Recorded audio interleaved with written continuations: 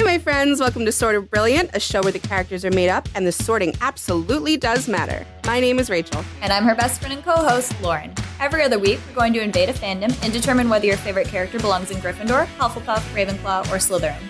We're the Harry Potter podcast that talks way more about any other franchise.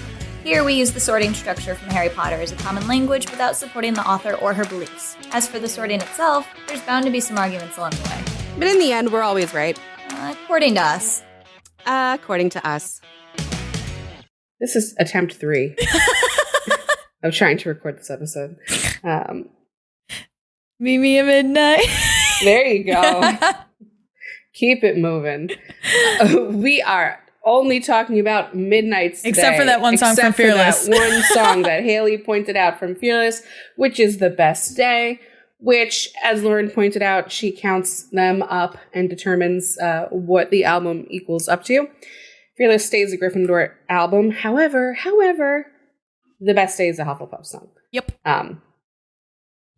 Yeah, I don't feel the need to elaborate on that. It's because we've done it to each other 3 times, but nobody else has heard it. We have done it 3 times. Why don't you just trust us and go read it? I don't think you'll disagree. But when we got cut off, we were talking about how Midnights is, as Taylor has said, a project that covers a ton of sleepless nights throughout her career. And, we like to try to figure out where they go and at what points within the career. I like that it reminded me of Speak Now that way, that Speak Now it was never about just one person or one time. She would jump back and forth. You had to kind of figure out, where does this fit? Where does that fit? Who are we talking about here?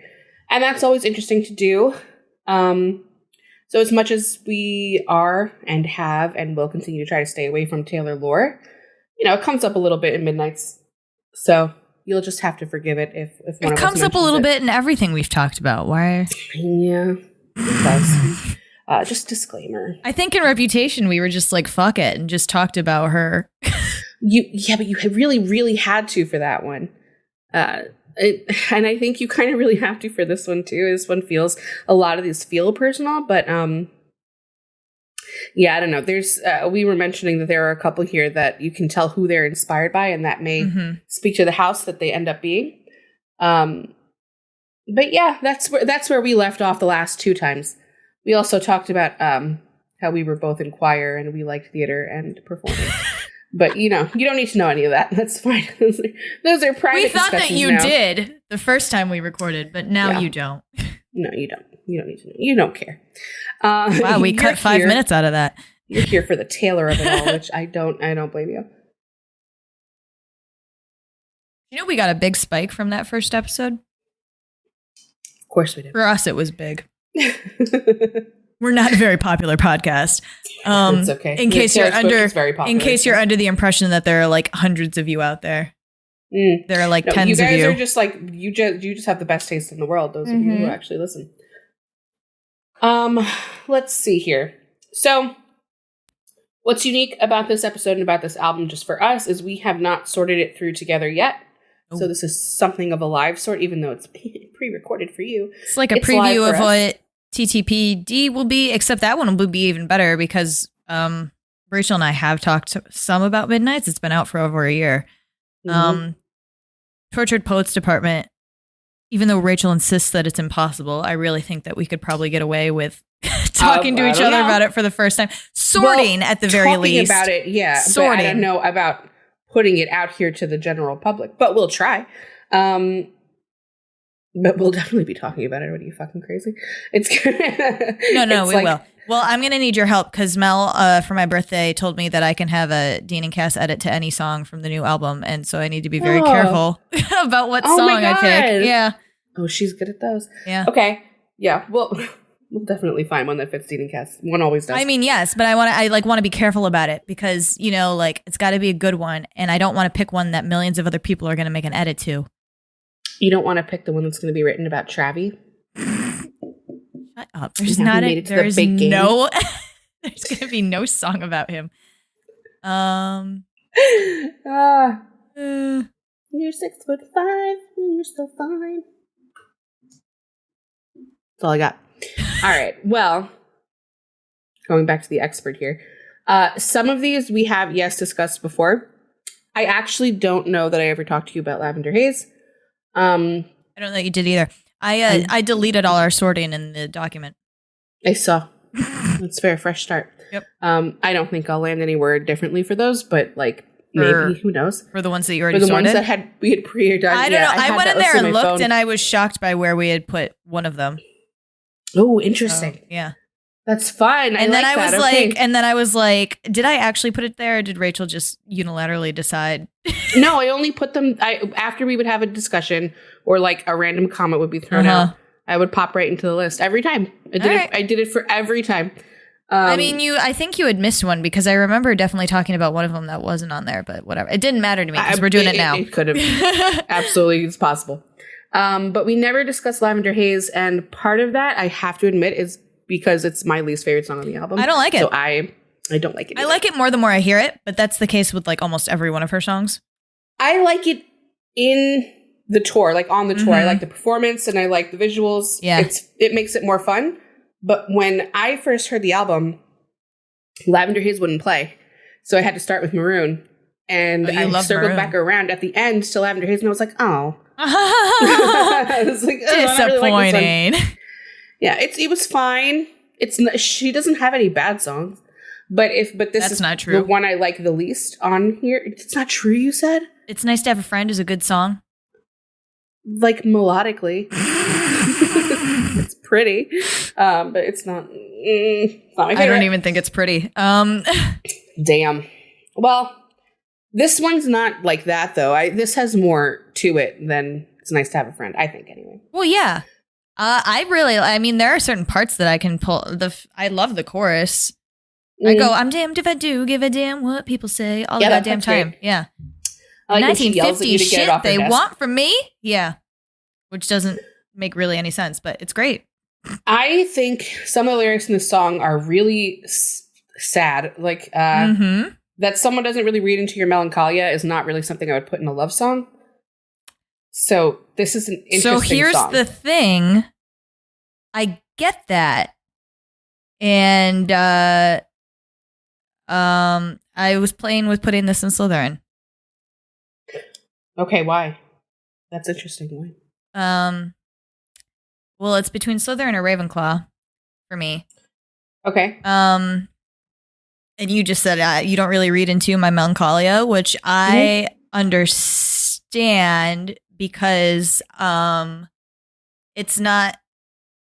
I assume for you're thinking about it like you're not asking me what's wrong with me or you're not concerned with whatever I'm feeling. Is that correct? Mm-hmm. That's how you read it? Okay. Mm-hmm. I think about it as like sometimes I'm sad and you're not like bothering me about it or reading into it being like, oh, is this because of me, something I did? It's just sometimes I'm sad and like leave me alone and let me feel sad. Which this person is doing for her is how I read it. Because she's talking about how she's, people are watching her and this person is handling it real well, that she's like under so much attention and that people are speculating about she can only be two things. She can be a bride or she can be a one night stand essentially. And that they're not bothered by that. So that's how I read into it, that they like understood that she was upset about these things, but weren't like poking her about them or being like, oh, like, do you like, does it bother you that we're dating? Because all this shit is coming after it. That sort of thing. Yeah, I get what you're saying. I don't know. It could be that, but then that's speaking to like the other person's intentions rather than like the perspective of the lyrics. So I feel like if someone is saying, you don't really read into my bad moods. And I've been under all this scrutiny. You're not even listening to them talk about it, or you're not even listening to the scrutiny. I almost feel like. I mean, well, yeah, that's what she's saying. That they're in a bubble essentially, and she likes it there, and she doesn't want to leave. I think from her perspective, right, the narrator at this time saw this probably as a good thing, and I can understand your perspective. Yeah, she says, I find it dizzying. They're bringing up my history, but you aren't even listening. I agree. But when you read it back, like when I'm just as a different house than this person is, That's really sad. Like, they're not reading into anything, and they're not listening, and you're under scrutiny. You should be defended then. Bro, I would they're not like about. Taking it on themselves and then being all annoyed about it. Like, they're letting you process your own shit instead of like inserting themselves. Put it in Southern because I could never possibly feel this way. I don't get it. Well, then why did you sound so surprised when you were like, "Ooh, Slytherin, really?" Because I have no reason for putting it there. So I was interested in your. Where would you put it? It could not be Hufflepuff or Gryffindor, so it had to be Logic. And I just didn't feel like it fit either one perfectly until talking to you about it. So, okay. If you had particularly strong feelings one way, I don't. I would love to hear you. I thought of ways that it could be Slytherin before I thought of ways it could be Ravenclaw. The only thing I knew was that this couldn't possibly be a Feelings House because the way that she's talking here, I can't understand this. This is really sad to me. It makes me feel bad for this person. Happy song. It makes me feel bad for this person. Like, you're not taken seriously at all. And you're reading it like, that's such a good thing. Like, you're not up my ass and like, you're letting me process, and that's so healthy and good. And I'm reading it as like, they don't fucking care, actually. Like, they're not interested in your melancholia. They probably call you dramatic and like, just don't read into anything and don't. Oh, I don't like it. It reeks of someone not taking your feelings seriously. I didn't like it when I heard it the first time. I don't like it now. But that's not how she feels about it. She likes the lavender haze. No, that's fine. That's why I'm happy to put it in your house as the person who wrote it is your house. I feel like you understand it better than I do because I don't get that. I don't like this. I don't like this at all. Because, I mean, you can see it, too. When she's like, I'm damned if I do give a damn what people say. This person thinks nothing. They say nothing. So she doesn't have to worry about it. That is horrible. That's horrible. Oh, man. I couldn't. No. I need. Bro, it's like not my business. It's like Edward Cullen being obsessed with Bella. All these minds fucking talking at him, and there's this empty space next to him that gives him no trouble. You know, I agree with your perspective of this. I just don't like how it makes me feel. I don't like it. You're a little biased over who it's probably about. So when I first heard it, I wasn't. All right, that's fair. And I still felt that way. I didn't like it. I mean, were you not? No, they were together.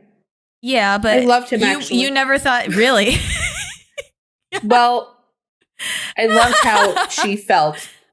You know, I loved that she was happy, but they were together, and I was supportive of it because she seemed happy. If you listen to Reputation and Lover, and then I got here, and I was like, oh, that's sweet. That this could have been written around Reputation or Lover time, probably more likely Lover.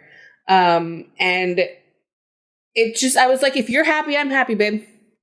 And then the more I looked at it, the less I liked it over time. But I just didn't like it from the beginning for me, you know? But that whole relationship that it's based on, I couldn't be in either anyway with a personality like that. So it's not something that I was like, oh, I love, so sweet, whatever. Could you date any of her boyfriends? Good for you.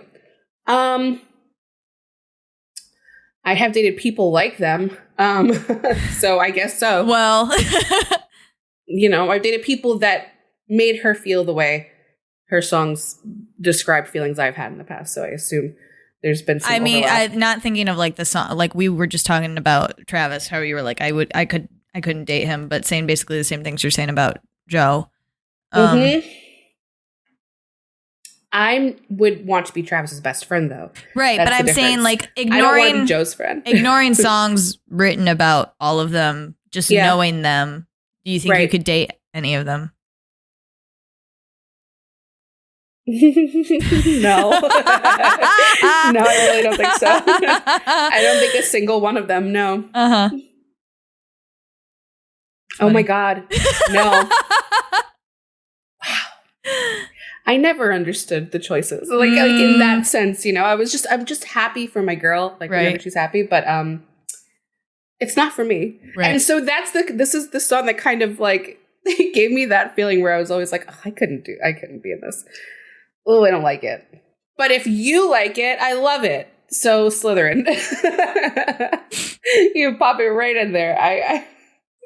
You will hear no back talk from me on that one. Oh, you already typed it in. Good for you. Yay! So Maroon was the first song that I heard. And yes, it was so different from anything else. I really immediately liked it. And this one, I think this is a Ravenclaw song. Okay. Do you? I don't know. Tell me about it. So I think it's inspired by a Ravenclaw. Okay. Okay. I mean, it just like fits with this specific Ravenclaw she was with. And okay. It's just very. Let me think about how to phrase it. It's very literal. Okay, it's the morning came. We were cleaning incense off your vinyl shelf. We were losing track of time. How did we get here? I don't know, but I'm enjoying it in this moment. And what really sold it for me though, is the description of the color in the chorus. Because when you go to a Gryffindor song, like Red, and she's describing different colors, and the color is attributed to a feeling immediately after. So it's like red like this, blue like this, green like that, whatever. There's no green in that one. But this one is just the assessment of one, not even one moment, just the assessment of this one period of time. And it's so repetitive. And I mean, it's genius in the way it's repetitive. So this is completely complimentary. But it's very, very repetitive. And it's very like, it was so red that it was this, that it was scarlet, that it was that. And it's describing these very common feelings, like you're blushing and the wine fell and I spilled the wine on me and the rust grew between, and it's very poetic and beautiful, but it's overly descriptive of this time period. And so everything gets painted with this one color. Everything about this person, every experience with this person gets painted with this one color. And that really strikes me as Ravenclaw, because not to say that things are often, I'm not saying it's always black and white for them, but more so than with other houses, they get very, what's the word I want to use? It's just very, very literal and very much so like, this is what that was. There's no nuance to it. There's no although she's writing it with tons of, it's beautiful poetry. When I have to look at it from a house lens, I'm like, okay, you're telling me this person's associated with this color. That is what it is. This moment was this color. This feeling was this color. Everything was just this. So that's why I read it that way. If that made sense. I did not make sense. It did not make sense? No, it did not make sense. Oh, okay. Double negative. Everything you said made sense. Whether or not anybody would agree that it's Ravenclaw is another thing, but I do. I honestly, it's one line that gets me in this whole song. It's the carnations you had thought were roses. That's us. Why? It just seems. I wasn't going to bring that one up because Why? That's such a good line. Okay. I have a reason. It's literally like she's like, you thought we were something like beautiful and we're just these everyday things. Like we thought we were so great and above it all, and we're not. It turns out so sad. We're very stereotypical to this what this relationship is, which is an on again, off again thing. So I also find the bridge to be very Ravenclaw, to be commemorating a person leaving you and being a little complimentary about it.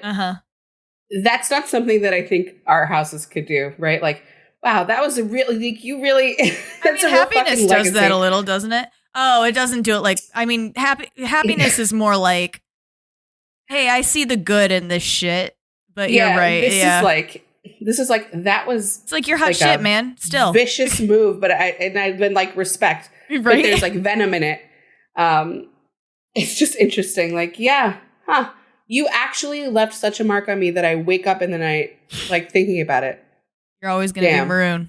You're always gonna be maroon. You're always gonna be this one thing. Every pair of lips that I look at, I'm think of a year. This song though, like lyrically, is so cool. It is. So it's I very don't good. need It's to a good. like minimize any part of it. It's no. really I good. love the melody too and the beat and all very good. It's very like a club, but not one you would dance in. You would get high in a lounge chair. You know, like at the end of the night. Yeah. It's just a smoky room. Yeah. Exactly.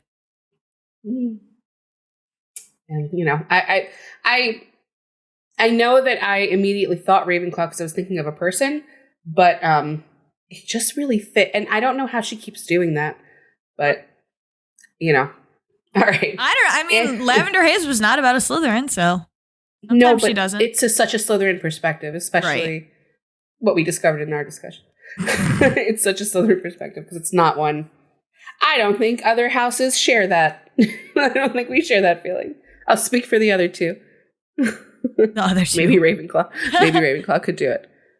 Oh, you got to tell me what George said about the conversation you had this morning. About what? We'll do it. It's not anything about Taylor. Oh, okay. Okay. Anti-hero. So this is the Dean Winchester national anthem. This came out and there were Dean edits the next day. If not like an hour later. This is the one that I stared at and I didn't remember we had applied it to Dean Winchester and I was like, oh. We talked about it a lot. Did we? Honestly, Lauren, that was like early days discussion. Maybe that's why I too, because I was just like, Dean Winchester, Gryffindor can have it. I don't know. The more I'm listening to it, I'm like, how is this not a deeply personal song? It is, but the words, the descriptors that she's using, the way she's talking about, the way the narrator is talking about herself and about things, it's just really Gryffindor to me. I don't know. To be admitting repeatedly that you think that you're the problem and that you can't understand why anybody would be rooting for you ever. You know, that felt pretty Gryffindor to me. It's like, I guess I relate to it from the Slytherin perspective of when you get in your head that you are fooling everybody and then you are like, how is anybody being fooled by this? The Congress way more different than that. Like the congressman thing gets me every time. The being like, do you not see that I am doing covert narcissism like some kind of congressman? Like, you're not getting that? Mm-hmm. It's really that line that really gets me.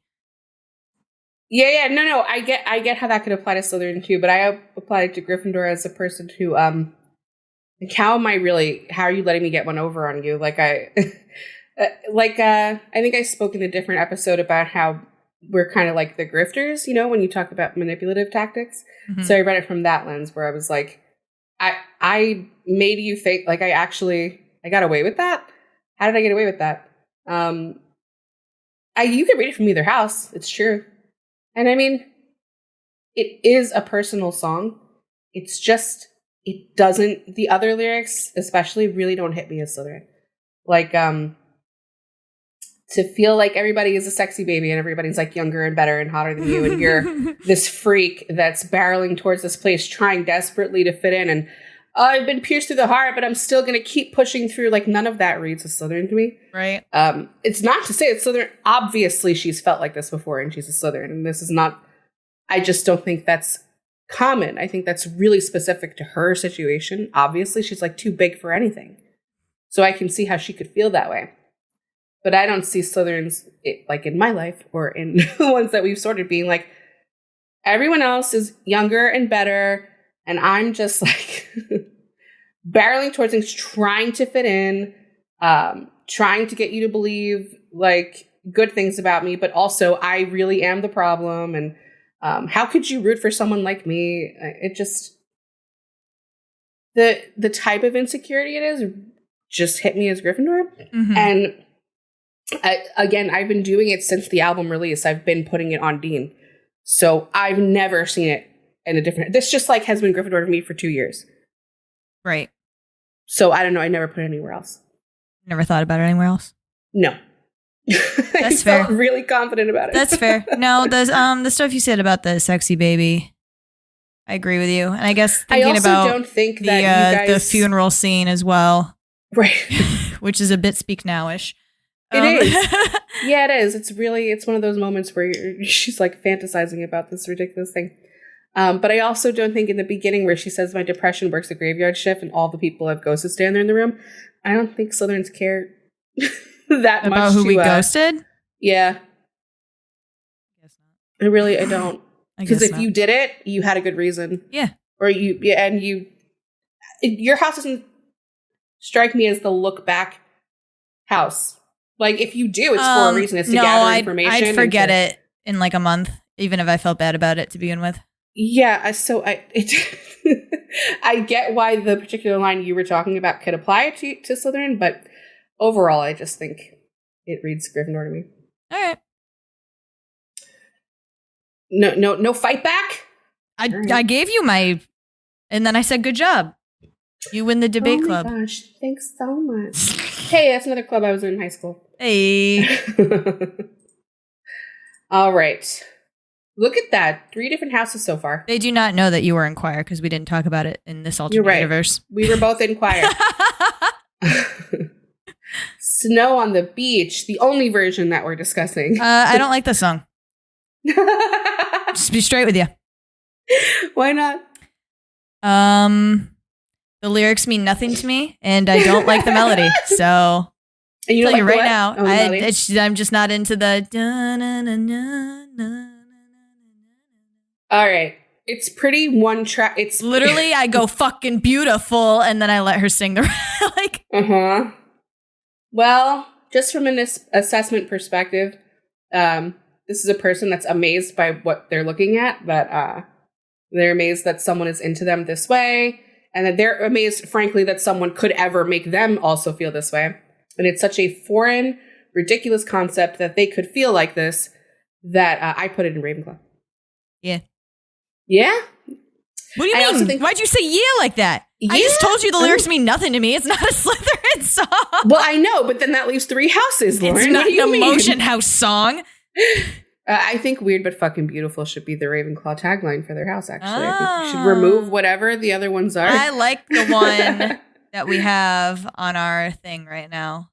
What do we have on what thing? The name of our playlist that nobody knows about yet. I guess we'll announce it at the end of the episode. But I like the one that's on there right now.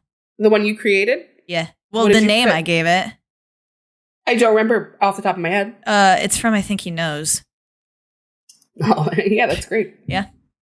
I just mean like if they had a house crest, I could see that. I see. Fucking beautiful. I mean, they do have a house crest. But I ignored that. It's stupid. Okay, it's fair. It's an eagle and it should be a raven. I also thought my smile is like I won a contest, and to hide that would be so dishonest. Yeah, that's pretty heavily Ravenclaw. Mm-hmm. It's a little like Coney Island, which is another song I am not super fond of, but but it is like the same weird little world that they've made up in order to describe their relationship because they can't just say it.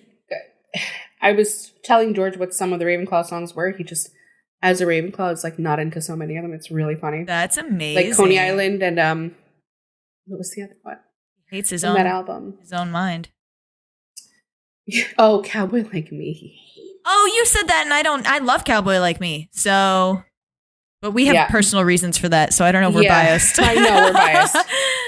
But no, this one has gone to Ravenclaw for me for the beginning too. Like I heard it and I was like, oh yeah, all right, yeah, this is you people. All right, pop that in there. Hey, you popped it in there. Woo! I did. I've been doing it. You fast as fuck, boy. You're on your own, kid. So when we originally did the playlist that we've talked about are somewhat accurate but not completely. Back in last year, 2 years ago, whatever. Yeah. I shoved You're on Your Own, Kid immediately into Hufflepuff. And I had some pushback, apparently. Lauren told me. I don't remember this.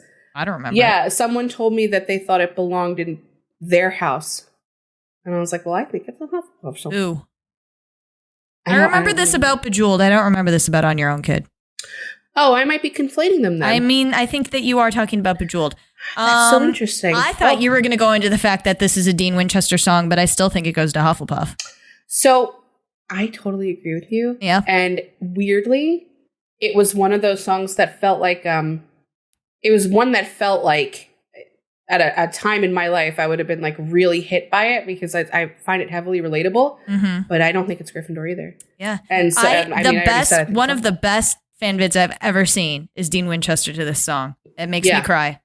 But it applies, but I will tell you the reason I don't see it as Gryffindor is because I don't think that a Gryffindor would come at it with this perspective. Right. I think you can overlay this over a Gryffindor character or person for sure. This is not the way they're thinking. Them. Yeah. This is the way Hufflepuff thinks. I'm hopeful. I'm patient. I'm waiting. Nope. Didn't work. He's gonna notice me. It's okay. We're the best of friends. Yeah. And like I tried, and I would have stayed in this stupid ass town for you because I would have loved you, whatever. But I actually figured out that you didn't give a shit, and instead of lingering on that, I'm gonna go follow I'm gonna chase my dreams, and I'm gonna take back my stuff. Yeah. Everything I lose is step a take. Yeah. Yeah, and it's really a beautiful song. I mean, I love this song. It's one of my favorite songs on the album. With the friendship bracelets and fantastic song. And you can she plays it all the time in the surprise song set. Oh yeah, just she put it on the set. It's Taylor. One of her favorites. It is. It's really, really good. This is what we were talking about, man. In her later albums, Hufflepuffs get really good songs. This is one of them. Yeah. This is a great Hufflepuff perspective. The jokes weren't funny. I took the money. My friends from home don't know what to say, and I really don't care. What's going on? Hey, we have every house on this album now. It's one of those, guys. We're going to get a lot of different house representation. I really want to hear your opinions on Midnight Rain. Really? I really want to know what you're thinking. First? Before you talk? Yeah. Oh, okay. I mean, I didn't know that was like general or like, what do you mean? Where I sort it or if I like the song or? I think everyone likes this. Do you not like this song? Oh, I like it. It's a little weird, but I like it. Like the choices, the production choices are weird, but so I don't know that I've ever like when she does the deep robot, I'm like, all right. But otherwise I'm like, okay.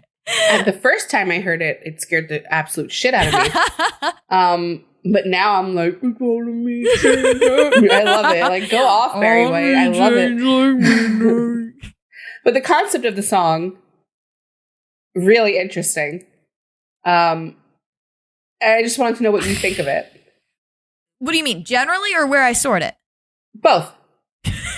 I want to hear what you think. Well, fucking the other day, I said something to Rachel, and she said, "That's so Midnight Rain of you." And I was like, funny, because I think the song's a Slytherin song. But then she was like, "But this doesn't apply to your life at all, your situation at all." I was like, also, you're not a famous fucking rock star. It doesn't apply perfectly. But yeah, it reminds me of. It's time to go, but in a way that's beneficial to the other person. I'm actually going further back than that. I'm going back to December. Song even further back. It's so like you're thinking of Fearless? What are you thinking of? Yeah, I am. Hold on, I'll get you the song. Oh my god, the whole fucking. It reminds me of the. Oh, excuse me. It's almost like. Okay, The Way I Loved You is not. It's not in the same context. Like The Way I Loved You is like, this person sucks. I want. Whatever. I want the other guy better that made me feel things. Yeah. But actually, yeah, it reminds me of that in the like, he wanted it comfortable and I wanted that pain. I see. It reminds me of that so hard. And the second that I thought that, I was like, oh, it's a Slytherin song. Yeah. Yeah. I see. I understand that. But it also reminds me of stuff like It's Time to Go in The Moment I Knew, but it's for like the other person's benefit, right? When she's like, I'm no good for you, instead of it being the other way. Or like, My Boy was a montage, a slow motion love potion, jumping off things in the ocean. I broke his heart because he was nice. Like, yeah, she was like, he was so good and patient for me, and he wanted me to marry me, and I wanted my heart broken over and over again. I just did not want that. The way I loved you. I was screaming and crying and kissing in the rain. I'm telling you. Yeah, and she's very clear. She's like, I want to be famous, bro, and you're not going anywhere. So. And so what we just were talking about too at the end of this song, I don't think you guys look back, and that's a lyric here. I never think of him except if something reminds me of him. Like, yeah. I have to be triggered. Occasionally, I pop back in there. Yeah, yeah, it's gonna be triggered. Yeah. It's not. I'm not just gonna think of someone from my past. Why the fuck would I? Why would I bother? No, or unless she's thinking of kind of what could have been.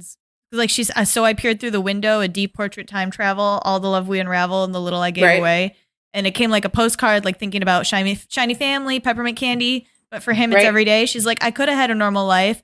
And she's just kind of like, interesting. But no, not what I chose. Yeah, and it's different from the last song where she was like, the jokes weren't funny. I took the money and my friends from home don't know what to say. It's like, I really don't care about someone else's perspective, frankly. And she sampled something for this song, didn't she? She sampled... I don't know. I know she samples on the next one for Question. But oh, that's right. But she does go, I guess sometimes we all get some kind of haunted, and she's definitely calling what haunted is a Slytherin song. She's like, oh, cool. They do, no, we don't like think of them, but they do leave like shadows on your soul or whatever that, you trigger and then they come up. There's imprints. She's, I guess sometimes we all get some kind of haunted, and I never think of him except on midnights like this. Like I have this specific, trigger. It's a good little glimpse, I think, into her brain, like in how she genuinely does think about past things. And it's a little, I forgot that you existed until I remembered, like but it's not a negative person. So it's like a nice song looking back. Yeah. Yeah, it's a good song. I mean, it's like grown up Back to the December. Let's be real. This is pretty most likely about Taylor Swift or Taylor Lautner. And, yeah, he put this one on his story with his wife. He did. And I was like, okay, direct. Yeah, he did. And I mean, we talked about Back to December, which is also a Slytherin song, where we were like, was she that? Do we think she was very genuine about it? But she does talk about like how, it could have been a different path and I would go back and change it if I could. And I think this is a more honest version of herself where she's like, I could go back and change it, but I never would have. So. Yeah. Oh, no, I'm with you. I think it's a funny song. I like it a lot. All right. Pop that in there. Very good. What's next? Question? Yes, question. I love this song. Again, this is about the Ravenclaw I was talking about. There's only one Ravenclaw song. There's only one of them. I think it's you a Ravenclaw keep saying song. The Ravenclaw. The Ravenclaw. In his frat boy phase, though. Yeah. He's nice now. That is good little gay boy phase. Yeah. This is everything that we've been talking about forever while doing this exercise that we've been doing. When we talk about the questions and how Ravenclaw's just in all the songs, it's the ones where she's asking something and she's like, explain it to me. That's what this song is. It's called fucking Question. But it just, whatever. To be more detailed about it. It's just like, I don't get what's going on here because you made this huge impact on me, right? Like you painted all my nights a color I've searched for since. And I'm really illicit confused affairs about callback. That. Huh? Said illicit affairs callback. I'm really confused about it, right? Like I don't think the person in illicit affairs is confused at all. This person's fucking confused. And they're like, so can I have an explanation? All right. So specifically. It's just the way she words it too. Miscommunications. And I have to say, by the way, I just may like some explanations. like if I may. All right.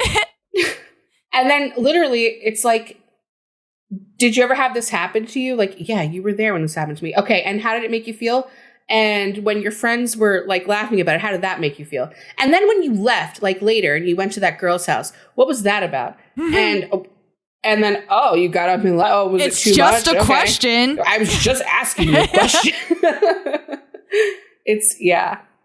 That's heavy on the Ravenclaw, personally. We got swept away in the gray. I can't believe she called somebody a meathead. Saying that I think that Ravenclaws have very black and white thinking sometimes. And in this situation, a Ravenclaw is saying, got swept away in the gray, and now I'm fucking confused because I thought everything was black and white. And why are you painting my nights different colors and shit? And why are things maroon? They're supposed to be black and white. You confuse me. This is a very Ravenclaw song. It's just a question. This song's so funny. Does it feel like everything's just like second best after that meteor strike? And what's that I heard that you're still with her? That's nice. I'm sure that's what's suitable. She's like, I'm sure that's what's best, I guess. I'm Whatever. Sure that's so nice for you. Great. I'm sure it's suitable. Mm-hmm. No, not even best. It's the word suitable. Like, I'm sure that suits you best. But you know what? When I think of it from the perspective of like this house narrator that we apply to these songs, it's really Ravenclaw, but if I think about it from Taylor, it's said in a really Slytherin way, like, are you still with her? But it's a Slytherin sure communicating with a Ravenclaw. Like, I'm using your language now. Yeah. I love it. I loved when the song came out and all the TikToks were like passive aggressively doing the like, oh, did you leave your house in the middle of the night? Oh, okay. Like, that's how it was supposed to be saying. I love that. Yeah. Ravenclaw. You guys, you're getting repped. You're getting repped. They just got an album. After how long? They waited so long. When I did the little lyric graphics, I finished them for all the other albums. Yeah. And I was so sad for the first one. We just put that graphic out. Oh, I know. They had to do the same song. Oh my God. They had like nothing in the beginning. I felt so bad. Oh man. All right. Vigilante ship. Man, millennials get fucking roasted because of this first line. God damn it. What? Leave us alone. I know. No, seriously, leave us alone. Like, we do eyeliner better than you. So. Yes. And we look younger than you. No, we look our age, but you look our age too. Sorry. Whoops. All right. So we went too far. We went too far. We're alienating people. You people. I have an opinion, but I don't think you're going to agree with me. Okay. You're not going to say it? I'm just thinking about it for a second. Uh-huh. Are you going to change it? No. I think it's a Ravenclaw song, and I think you're going to think it's a Slytherin song. Okay. Do you think it's a Slytherin song? Did I read you right? Or is it the Lauren in my head that fights with you that's not real? Which one is it? That shakes her head in front of you and makes you think things. Full disclosure, it's a Logic House song. Yeah. 1000%. But I just can't ever get past in my head the Ravenclaw revenge kink. And the whole song I know is that's what you're thinking of. And I know what you're thinking of, so I get it. The thing that gets me is that she goes through the trouble of befriending his ex-wife and like getting her revenge too. And I don't know how much a Ravenclaw would bother themselves with that. I wondered though if that was just purely spiteful. I don't think she cared about it. Like, because okay. I'm talking about Taylor now. I don't want to do this. The person who wrote this, the wife that she's referring to is also the wife that she's referring to on Mad Woman. Right. So it was a person who was a fucking dick and she didn't always like. So I can see her using that as a pawn to just poke at the enemy, right? Not so much that it's like, I got your wife vengeance too. It's like, I used your wife to fuck with you more. And now you don't even get to see your kids or drive your cars. It's like, yeah, really- but she goes farther than that. She's like, we're besties now. But I don't think they are. She's just saying, I don't think that they are either, but I also think that she put in the effort to make it look like they are and is not just saying that they are. I don't think she put in any effort at all. I think that's totally disingenuous. I think she's completely bullshitting. She needed proof, so I got it for her. Oh my God, look, now we're best friends. And she's driving around in your car that I got for her. Oh, she's my bestie. Like, it's so, I read it as so sarcastic and nasty. I'm not saying Ravenclaws are sarcastic and nasty. I'm just saying, like, when one's on a vengeance tear, yes. I also just think the Slytherin type of revenge, I think it's more. Ooh, I was going to say a word that would give away a later song. Ooh. I think it's just more. It's just more more manipulative than this. This is really base level shit, right? Like, I sold you out, I ratted you out, I got the FBI, I fucked with your marriage, and I'm getting my revenge. Like, it's not. it didn't need to be deeply thought out or anything. And so you're saying Slytherin Revenge would have been more like puppeteered? I think it would have been deeper, and I think this is more like Rumpelstiltskin, where he just has the chessboard. You know what I mean? Like, he just, like, we talked about that a lot with Rumpelstiltskin in the Once Upon a Time episode, where he was just moving people where he wanted. And, like, it's a very Ravenclaw thing, whereas I think Slytherins play chess a little differently. I think they think about it more. And I don't think a Ravenclaw, at this level of anger and vengeance, I don't think they're thinking about consequences very much at all, or anything. Like, they're not thinking way too far past, I just need to ruin you. It's not like, how will it fall back on me? And I also don't think that a Slytherin would rat them. I didn't know a Slytherin did here, but I don't think it's common of a Slytherin to rat themselves out this way. This really, you're telling on yourself. Which she does sometimes. But this is just really like I guess Slytherin would if they got away with it, and then there was no repercussion. Like, if you don't know, that's not as much fun. I know. I'm just thinking of like Brad on Mythic Quest, just being like, yeah, I did all that. I did, absolutely. And like, just, I don't know. It's very simple, very straightforward. And there's just a song that comes later that reminds me more of Slytherin manipulation. This reads to me more as Ravenclaw manipulation. But if you disagree, you can tell me why. No, I agreed with everything you said. I just figured it hit you immediately as Slytherin, and I wondered if you had... I didn't have any super strong feelings about it being Slytherin. I mean, I could definitely make I already told you some of the stuff that would have been my argument. Right. But I agreed with everything you said. I don't, I wouldn't effectively argue against any of the points you made. We always agree, mostly. I know, isn't that funny? And I'm always and you're like, always like, I'm gonna punch you, and I'm like, what are you talking about? I've never. That's how you come into every argument. You're like ready to throw down, and I'm like, all right, yeah, I agree with you. Good job. I got so mad today on the road at someone, and George was like, why? What? They probably didn't mean to do that. And I was like, you have to be ready to fight at any given minute. You have to approach every situation like someone's going to come at you. And he's like, why? That's exhausting. What's wrong with you? I don't know. I don't want to find out. Find out what's wrong. Yeah. Okay. So vigilante shit just to me. Yeah. But it's there. Cool. Bejeweled. Now that was guess I gave it away. Or I gave away where we put it earlier, and I have certainly not changed it. So I didn't either. Yeah, I think this is a Hufflepuff. The argument was that this is the one that we got pushed back on. The argument was that it should be Ravenclaw. Someone, I'm sorry. Nowhere in the song is this a Ravenclaw song. Not one line. I don't think so. Do you? No. This is What the fuck are we talking about? This is a very unique brand of Hufflepuff pettiness that is this song is drenched in. I don't know. Yeah, it's crazy how Hufflepuff it is. Drenched in it. So some guys, I can't. This is one of those times where I get irritated because I'm like, just listen to it, and then you'll know, and you should know. But it's like, I gave you all this shit. I gave you the shoes that you're walking all over me with. Only works when they're in your top 5. Like, don't even try that shit with me. But and look how that doesn't turn into vigilante shit. Look how that doesn't turn to like Slytherin anger. She's like, by the way, I'm going out tonight. I'm going out. I know what I'm worth. Like, I gave you these gifts. I can take them back, and I can reclaim everything. And she's like, best believe that you add nothing to me. Like, I go out and nothing has changed about me. Yeah, they ask me if I'm dating you, and I'm like, I don't know. Maybe. I don't remember. Who's that?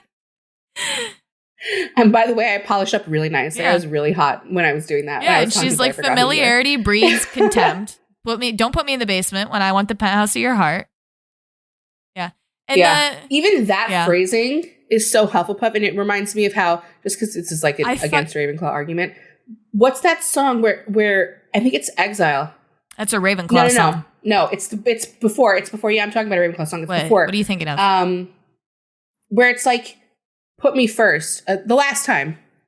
That's how a Ravenclaw tells you to put them first.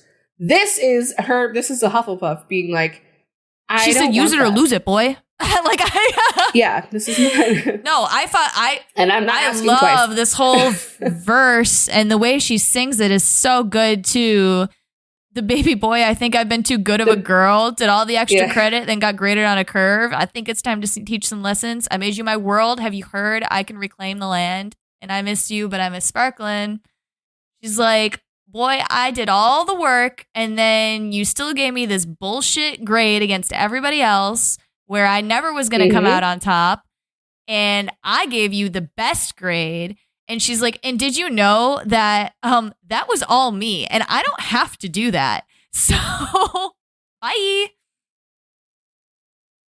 I'm going to go hang out with the band that who don't know I have a boyfriend.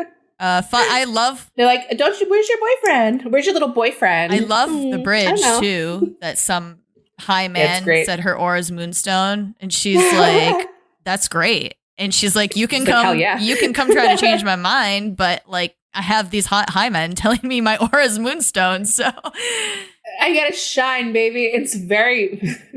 You can imagine Marilyn Monroe, you know, in that one iconic dance that I'm just emulated, where she's just like. With all the men around her, and she's just the sparkling diamond in the middle. And that's super Hufflepuff to me. Super Hufflepuff. I love it. This is one of my favorite Taylor songs ever. Ever. I love Bejeweled. Makes me feel good. It makes me feel good. It makes me feel really good. It really hypes me up. I love it. It's like, hell yeah. Yeah. I can light up a fucking room. Not in the Dateline way. I love saying, and when I meet the band and they ask if I have a man, I can still say I don't remember. It's so fun. I just read an interesting little meta, I guess, or whatever, where people were like, she says I don't remember differently every time she says it. I can't remember what they said, but like she starts it like, I don't remember, and then like, and then goes, I don't remember. Like something like, so I have to listen closer. Yeah. I love when the fandom decides where the commas go. It changes everything up. That's a real fucking legacy to leave. Is another one. Like, it's a real fucking legacy, comma to leave. It does change. Yeah, it does. Because in one way, it's like, that's a real fucking legacy to like, for me to leave. And then it's like, it's a real fucking legacy for you to decide to walk away from. That's crazy. That's crazy. Yeah. That's wild. Labyrinth is a very interesting song. Yeah. Like, it's not one I listen to a lot, I'll be honest. I don't dislike it. I just don't listen to it a lot. It's another one where I can't understand it that well. Just from a Gryffindor perspective. Like, I'm flat out telling you it's not a Gryffindor song, obviously. Not a Gryffindor song. I don't understand the line of thinking from line to line somewhat. It only hurts this much right now. That's what I was thinking the whole time. You know, I have to get over it. I have to breathe through and get through it. It's happening again. Right. Like, don't you need to cry and scream about it? No, I guess not. I guess you're just falling in love again, and then you're just as confused as me. I thought the plane was going down. How did you turn it right around? I find it to be very Ravenclaw, if I'm being honest with you. Yeah, I would agree with that. Lost in the labyrinth of my mind. Yeah, and it's, you know, how much I hate that everybody just expects me to bounce back, but then the whole song is about how quickly she bounces back. So isn't that, I'm saying this is what I'm talking about. Thank you. It's like line by line. They're yeah, she's like, I don't trust elevators because they rise too fast. So I don't like when my relationship gets too good too quick. But then that's what she does every time. So yeah, and it's funny. She does start. To be fair, it's like, I'm falling in love again. Oh no, I'm falling in love again. Oh, that's fine. I'm falling in love again. Like, you don't need no time to process. You're just here already. Damn, and you're calling yourself out the whole time. Like, I don't like when that happens. Oh no, it's happening. I don't like when it happens, but it's happening. That's so Ravenclaw to me. I agree. Yeah. It's an interesting song. Truly, it's very interesting. It's pretty on the piano when she does it during the surprise songs. It's really pretty. Did you see? Remember when the plane actually flew over? When she, witch. Burner. No. Oh, she's a duck. Gryffindor's getting our asses kicked. Yeah, you are. I didn't even want to give you the song that you have. You don't get shit. I'm sorry. I can't get Dean's face out of my head with that one. I'm probably biased. Is this the song you were talking about earlier? Vigilante shit? Karma? When you said that revenge is different? Yeah. Oh, that's what I thought. That's what I thought. Mm-hmm. Yeah, this seems more Southern to me. I don't know if you agree. Specifically, aren't you envious that it's not? And it's said so calmly. It's said so calmly. It's just like, it's not, you don't even realize it's a direct hit until you really think about it. I like that. And just, it's very, Karma is mine. It's Karma very is mine. Karma is mine. Not in the way that it's produced, but the lyrics actually make me think of Reputation a lot. Interesting. Just the visual imagery. I think about like the "Look What You Made Me Do," like all with Spider Boy, King of Thieves, weave your little webs of opacity. My pennies made your crown. Like it. It's very much This probably was a Reputation. Do you think? But I think it was written around that time because I think this has a lot to do with Kanye. Yeah, absolutely. And it's just so. Look, we've said before, if it's really personal, it has to go to Slytherin. And I find this to be really personal. She's talking about things that she likes, that she loves, and relating it to how much Karma loves her, right? Karma's a fucking cat. That can only be a Taylor Swift thing. That can only be her house. Just because it's so deeply her. The ego you have to be like, yeah, Karma's my personal bitch, and it goes after whatever I want. It's an earned ego. That's how it reads to me. It's so earned. Ask me what I learned from all those years. Ask me what I earned from all those tears. Ask me why so many fade, but I'm still here. Like, let me tell you something. She says that's so sweet that again, you don't know that it's a petty fucking line. It's a dig at everyone. She's sorry. Like, it is. Honestly. She's like, ask me what I learned. Ask me what I learned. I didn't have to learn anything. I'm fine. Ask me what I earned. Everything. I'm fine. I'm here. Yeah. I don't know what your deal is. Yeah, that's I'm glad you caught what I was talking about before. Very much more. This is more Southern vibe. You're right. It's so funny too how she like it makes sense that she relates Karma to things that matter to her or that she loves or whatever. Yeah, because she's saying Karma is right, her. But you really could picture this almost being like fucking Karma is some sort of like 3-headed dog that only she has the leash on. Like she could have made it that way, and then she was like, "No, it's the breeze in my hair." Nope, and it's very calm. It's very much like, whereas other houses get more hot-headed. No, with it. Like, that's what if you think about vigilante shit in comparison the juxtaposition to that, of it being like these beautiful things and what it's actually doing in her name is like, yeah, it's a good one. It is. It's a good song. I know everybody like what Look What You Made Me Do. They're like, oh, it's the single. It's not that great. Right. But again, Look What You Made Me Do is more like beat wise and lyric wise. It's more vigilante shit adjacent to me. Where it's like Karma, it's so different. It's so different. I don't think that was Karma is like a healed person. Like if Reputation, she was down and out. Karma came way after. She was just like, it all just works out for me. Like just all those quotes she has about like just let it sit back, let the trash take itself out. That's what the song is. Well, what? That's great. God, no, I'm not going to be able to remember the song, even though that's one of my favorite lines. It's a long story short, right? Yeah. Pass me. Your nemesis will defeat themselves before they get a chance to swing. I gotta tell myself not to get lost in these petty things. Yeah. If you have this mentality and you have a deserved ego because you have actually worked really hard to be where you are and you really aren't the dick and your side of the street is clean, then you earned this. So no, it's fucking amazing how it happened. I was just watching a YouTube video where they were like, the video came out and it said and Taylor was proven to be a snake or whatever. And like, she really was like, fine, bye. And years later, it comes out that it was edited, and she just didn't say shit. She was like, I can't believe. Sometimes I can't fucking believe her, because I would have been so different. You would have been out there on Twitter, like retweeting the Kanye and Kim memes, and like, yep. No, I would have been Jack Antonoff, you little bitch, babe. You need your fucking diaper changed. Like, she just took off, and she was like, hopefully this works out, and if it doesn't, I'll write songs for other people, and I'll go quietly away, and I don't care. And it just, Karma is a cat going in her lap, okay?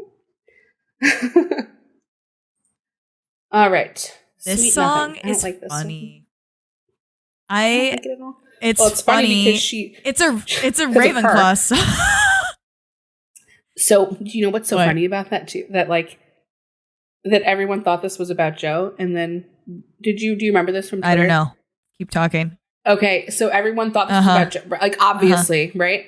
And then she liked a tweet, like maybe a month or two ago, out of fucking nowhere, where Paul McCartney is talking about his wife and how he's describing, like, I wrote a poem and she says, "What a mind." And she just liked it. And she just knew all of us little fucking minions would be like, "Hey, what about Joe? Oh my God." She's like, "No, don't credit him with that. This is a beautiful feeling that I wrote about another person." So I immediately can't be a Slytherin song. It's not about her. I mean, she can write Slytherin songs that aren't about her. No. I know. Sorry, but it's a deeply personal one. Like, it feels like a personal one, right? But it's not. Well, I was gonna. You Are in Love is very personal, but it's about another couple. But it's the way that she perceives. But I think she's felt those I don't think she had too. at the time. Oh, I think maybe she did. I don't know about that. Oh, poor stop. I don't want to think about Baby till I get really upset. I fucking love. On the way home, I wrote a poem. You say, "What a mind." This happens all the time. You always say that I'm so talented and brilliant. That's so funny. I think that it's really simple and it's really easy. And it's, again, really literal. You don't want anything from me. You just want to hang out. Like, outside, it sucks out there. And also, I wouldn't admit this to anybody else, but I do have feelings.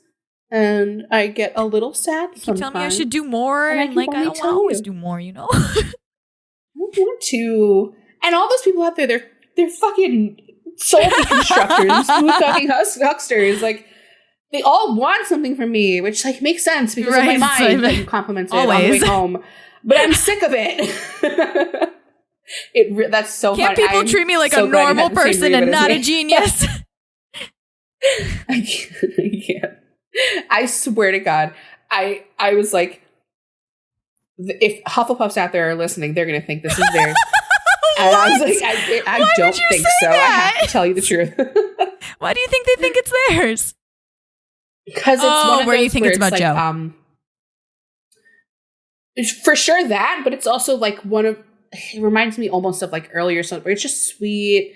And it's like, I belong here, and this is where like I want to be. It's like some of it, like, I could see maybe you have a little bit of an argument.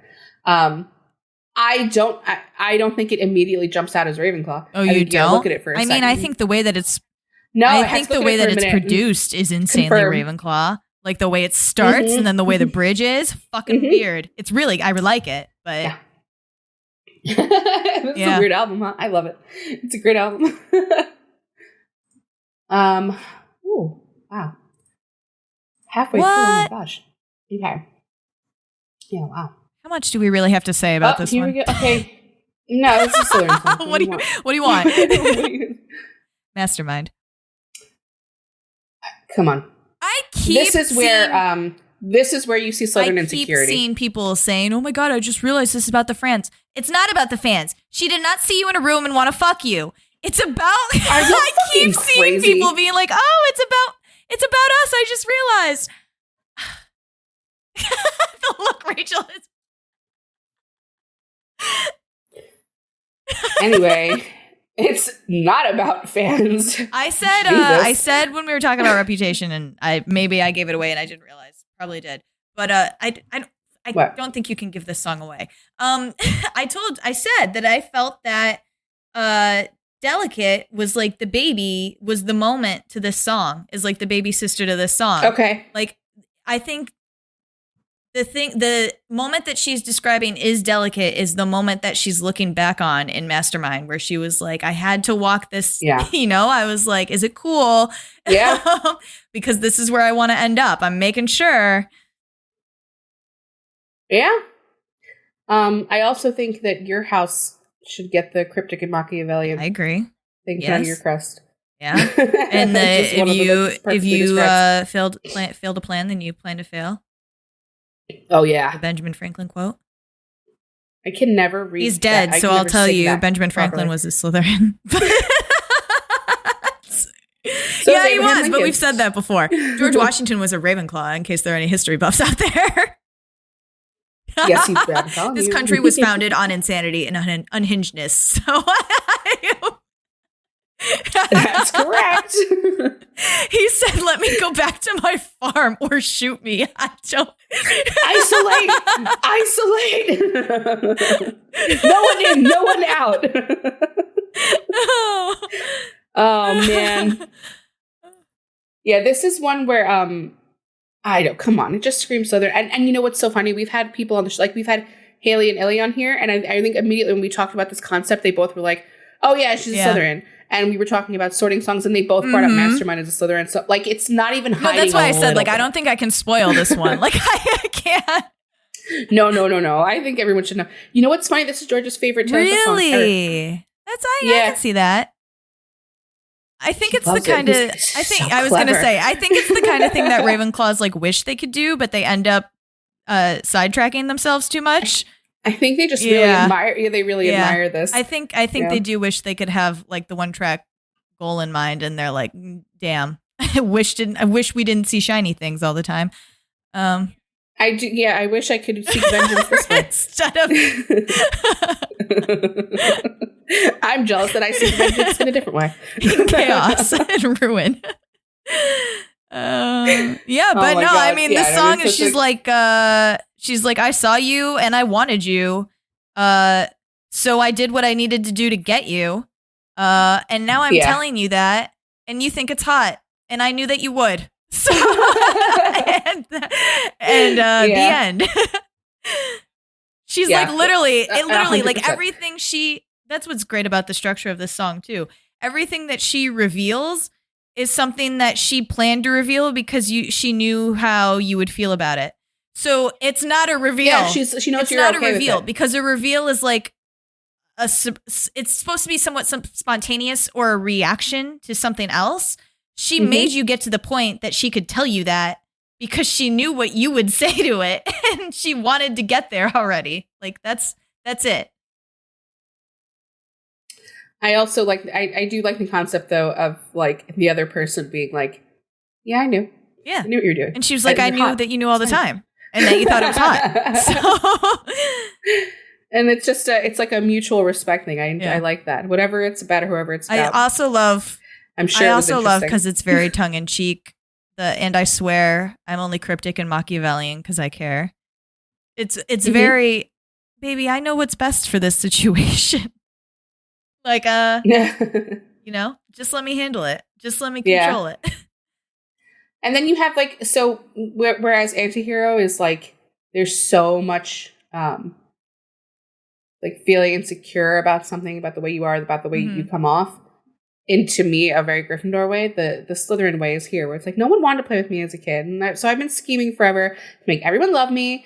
And like, now I feel like telling you about it. Like it's because you need to know. I've always been. You need to know. I want them. Would you believe that I was not popular as a child? Look at me now. Like,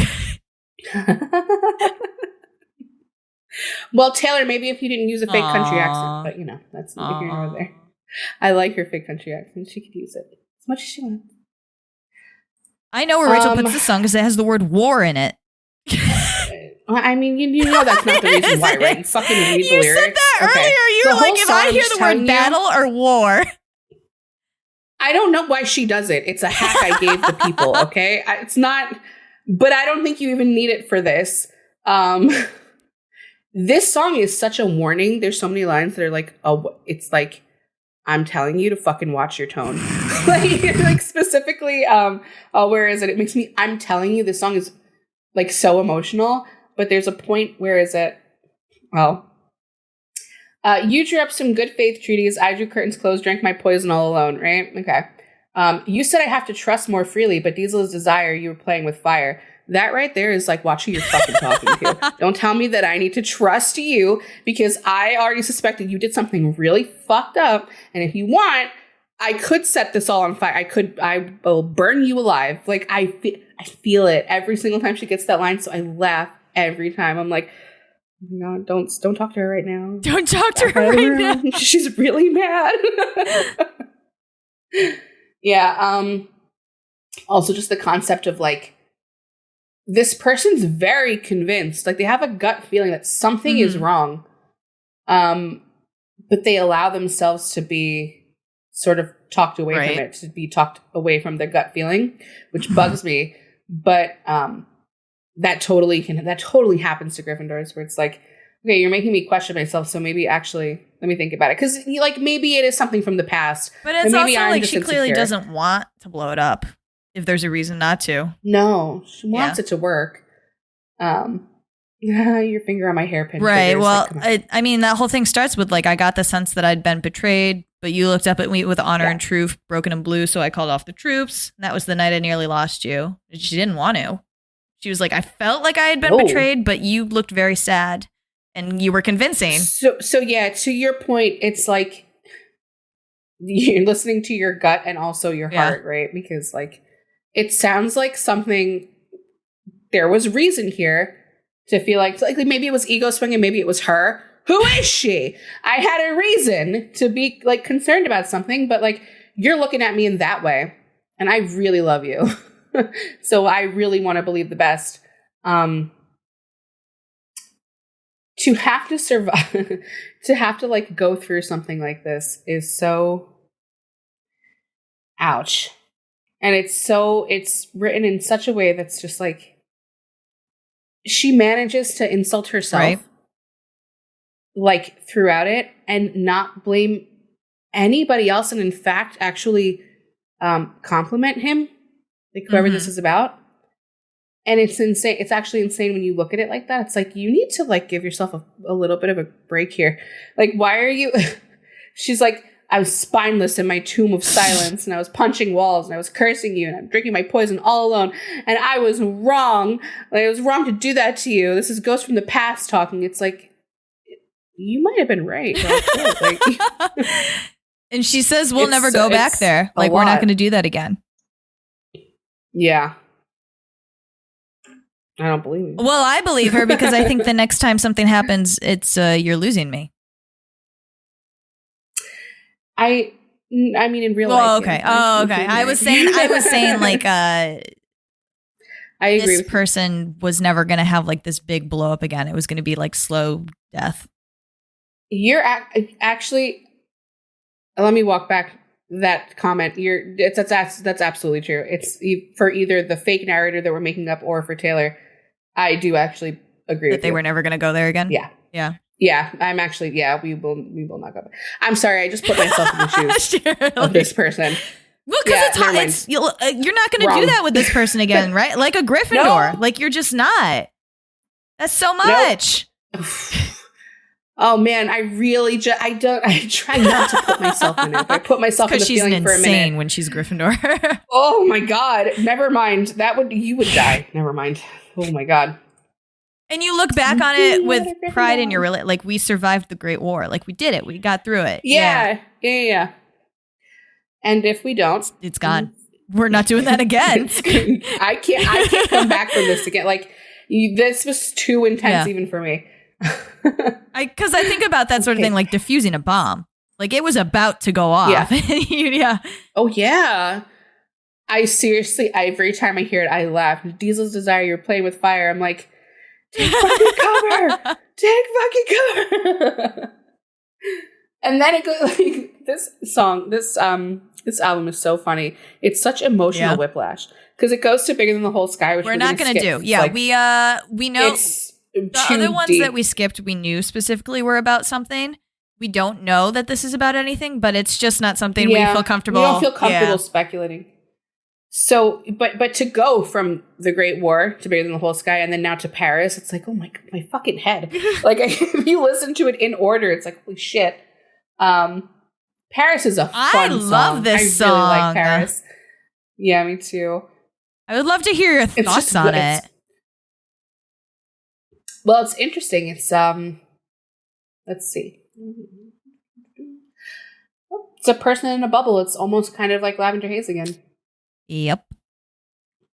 So, I mean, I put this one in cool. Slytherin. I want to hear why. Just generally. I think this is a Slytherin because song. Because I don't care what's going on outside. Well, it's not like, even that, right? Like, she's talking about, like, we're pretending we're in Paris. Like, they're in some shitty... No. Yeah, they're, like, in a room somewhere. But it's like, I don't give a shit. Like, I'm here. I'm having such a good time with you. Just, like, it's literally just having fun. We're just drinking and pretending that we're being fancy and like we're having a good time in this hotel room together. I love the fucking opening. I think it sets the whole fucking your ex-friend's sister met someone at a club and he kissed her. Turns out it was that guy you hooked up with ages ago, some wannabe Z-lister, and all the outfits were terrible. 2003 unbearable. Did you see the photos? No, I didn't, but thanks though. Like it sets no, I didn't, but thanks. It sets the whole fucking tone. And then she goes into, I'm so in love that I might stop breathing. She's like, I do not give a shit what's going on. Back to me. I'm in love. And I can make anywhere Paris. It's not like this decadent, like romantic place. I want to brainwash you into loving me forever. I want to transport you to somewhere. I forgot that line want to was transport you to somewhere the culture's clever. She's like, this place is shit, but I can rock your fucking world. Like, let's go. Yeah. Yeah, no, I really like the song. I think she also really, when writing this, like you just the narrator. You could say she learned to, whatever. She learned to really value privacy at a certain point in her life and just during a certain relationship. So I can see her as she's the kind of person who really romanticizes things, and this is like. It's the personification. Sit quiet by my side in the shade, and not the kind that's thrown. I mean the kind under where a tree is grown. She's like, I love this song.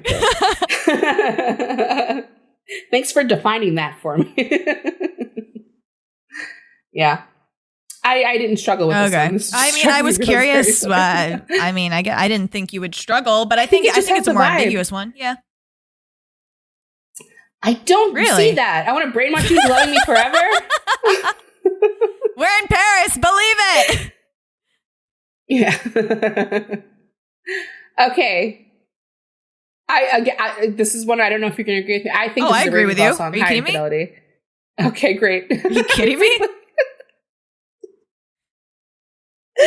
Oh my god, it's so They fucking know the exact number of days. Or that's, well. Do you really want to know where I was? Do you? Because I can tell you exactly how his eyes looked when I was stuck in that. No, I'm just kidding. But not kidding at all. Like, do I really have to do this with you? Do we really have to do this? Like, you're going to ask me these questions. She's like, put on your records and just regret meeting me. I guess I bent the truth too far. I'll just dance around to your records. Like, do whatever you need, man. Like, yeah. It's the whole keeping count thing again. We talked about that with Ravenclaw a lot. Yeah. I had this. I pulled it up. I like went on such a tangent to you about this. God. About Ravenclaws and keeping score. It like struck something in me and I said, I feel like they'd be so offended by the understanding that the person they love is actually keeping track of shit, like making it transactional, because they'd rather be the one to do it first, right? So the cheating is their revenge. And because they actually related to and loved someone, and that's such a betrayal to find out that you're keeping score. Why did you turn this into a transaction? Don't call me a fucking freeloader. Like, I can see that really, really bothering Ravenclaw. Because you know what it also is? It's like, then you had rules here that I didn't know about. Like, you had you weren't truthful and you were playing by a different set of rules. That's not fair. Well, it's also like the reason that she did it, right? She's like, do you know how many different ways you can kill the one you love? And like the slowest one is not loving them enough. That's what you did. Do you want to hear about the guy who brought me back to life? Like, exactly. Oof. I love that this whole I was dancing around it. She's talking about dancing around the truth, but the way that she structures it, it's also that she like tells the guy and then does not give a fuck about whatever his reaction is. She's like, I'm just dancing, like whatever.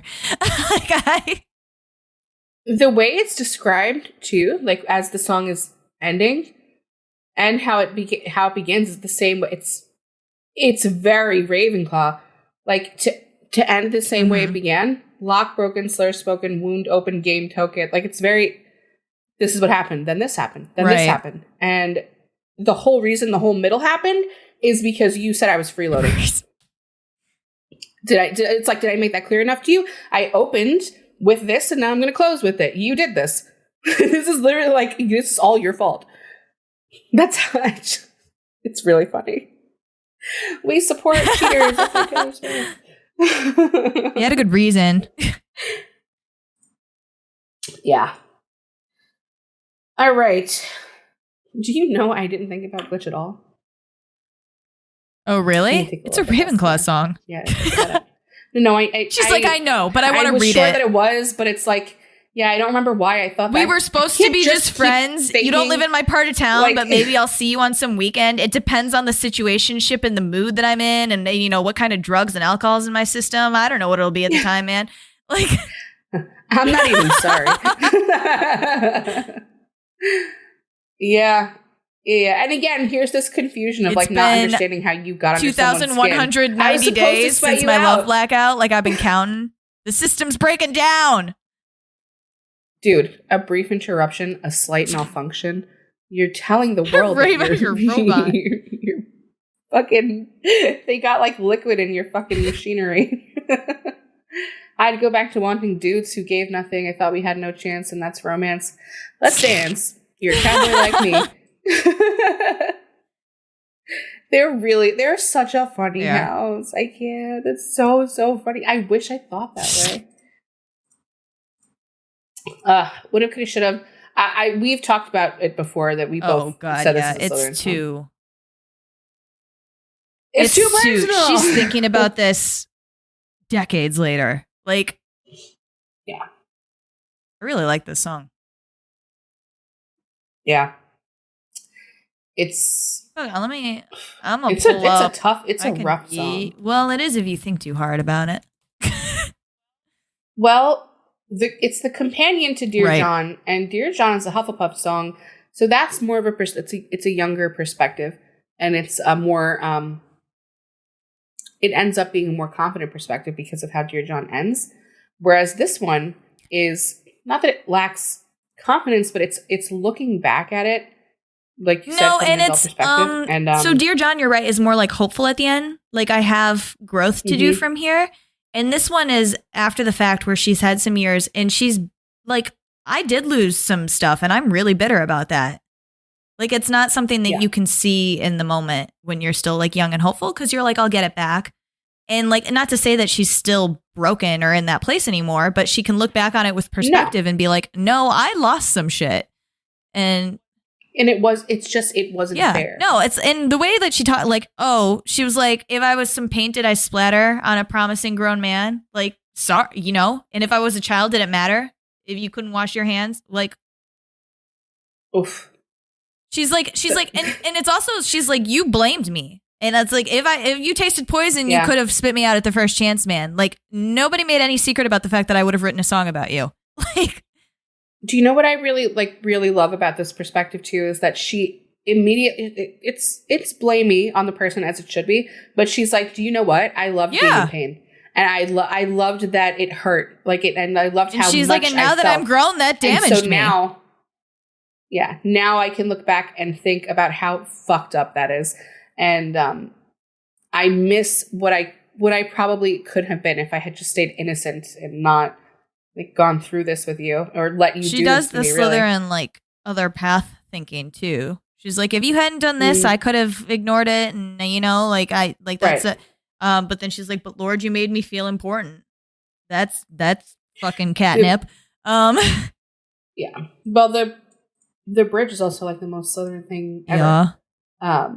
If clarity's in death, then why won't this die? Years of tearing down our banners, you and I, and living for the thrill of hitting you where it hurts. Give me back my girlhood. And give me back my girlhood. It was mine first. Yeah. Oh. No, yeah, and it's I can't remember what other song we talked about this in, but it's been a Slytherin theme too. I miss who I used to be. Oh, well, it's Happiness, isn't it again? I'm going to be somebody else. I don't know who she is yet, is when she's talking about that. Yeah, I think so. Yeah. Yeah. Maybe. No, it is. Yeah. She's like, I haven't met the new me yet. Met the new me yet. But she's like, I miss who I used to be. I liked that, Taylor. And you have her now.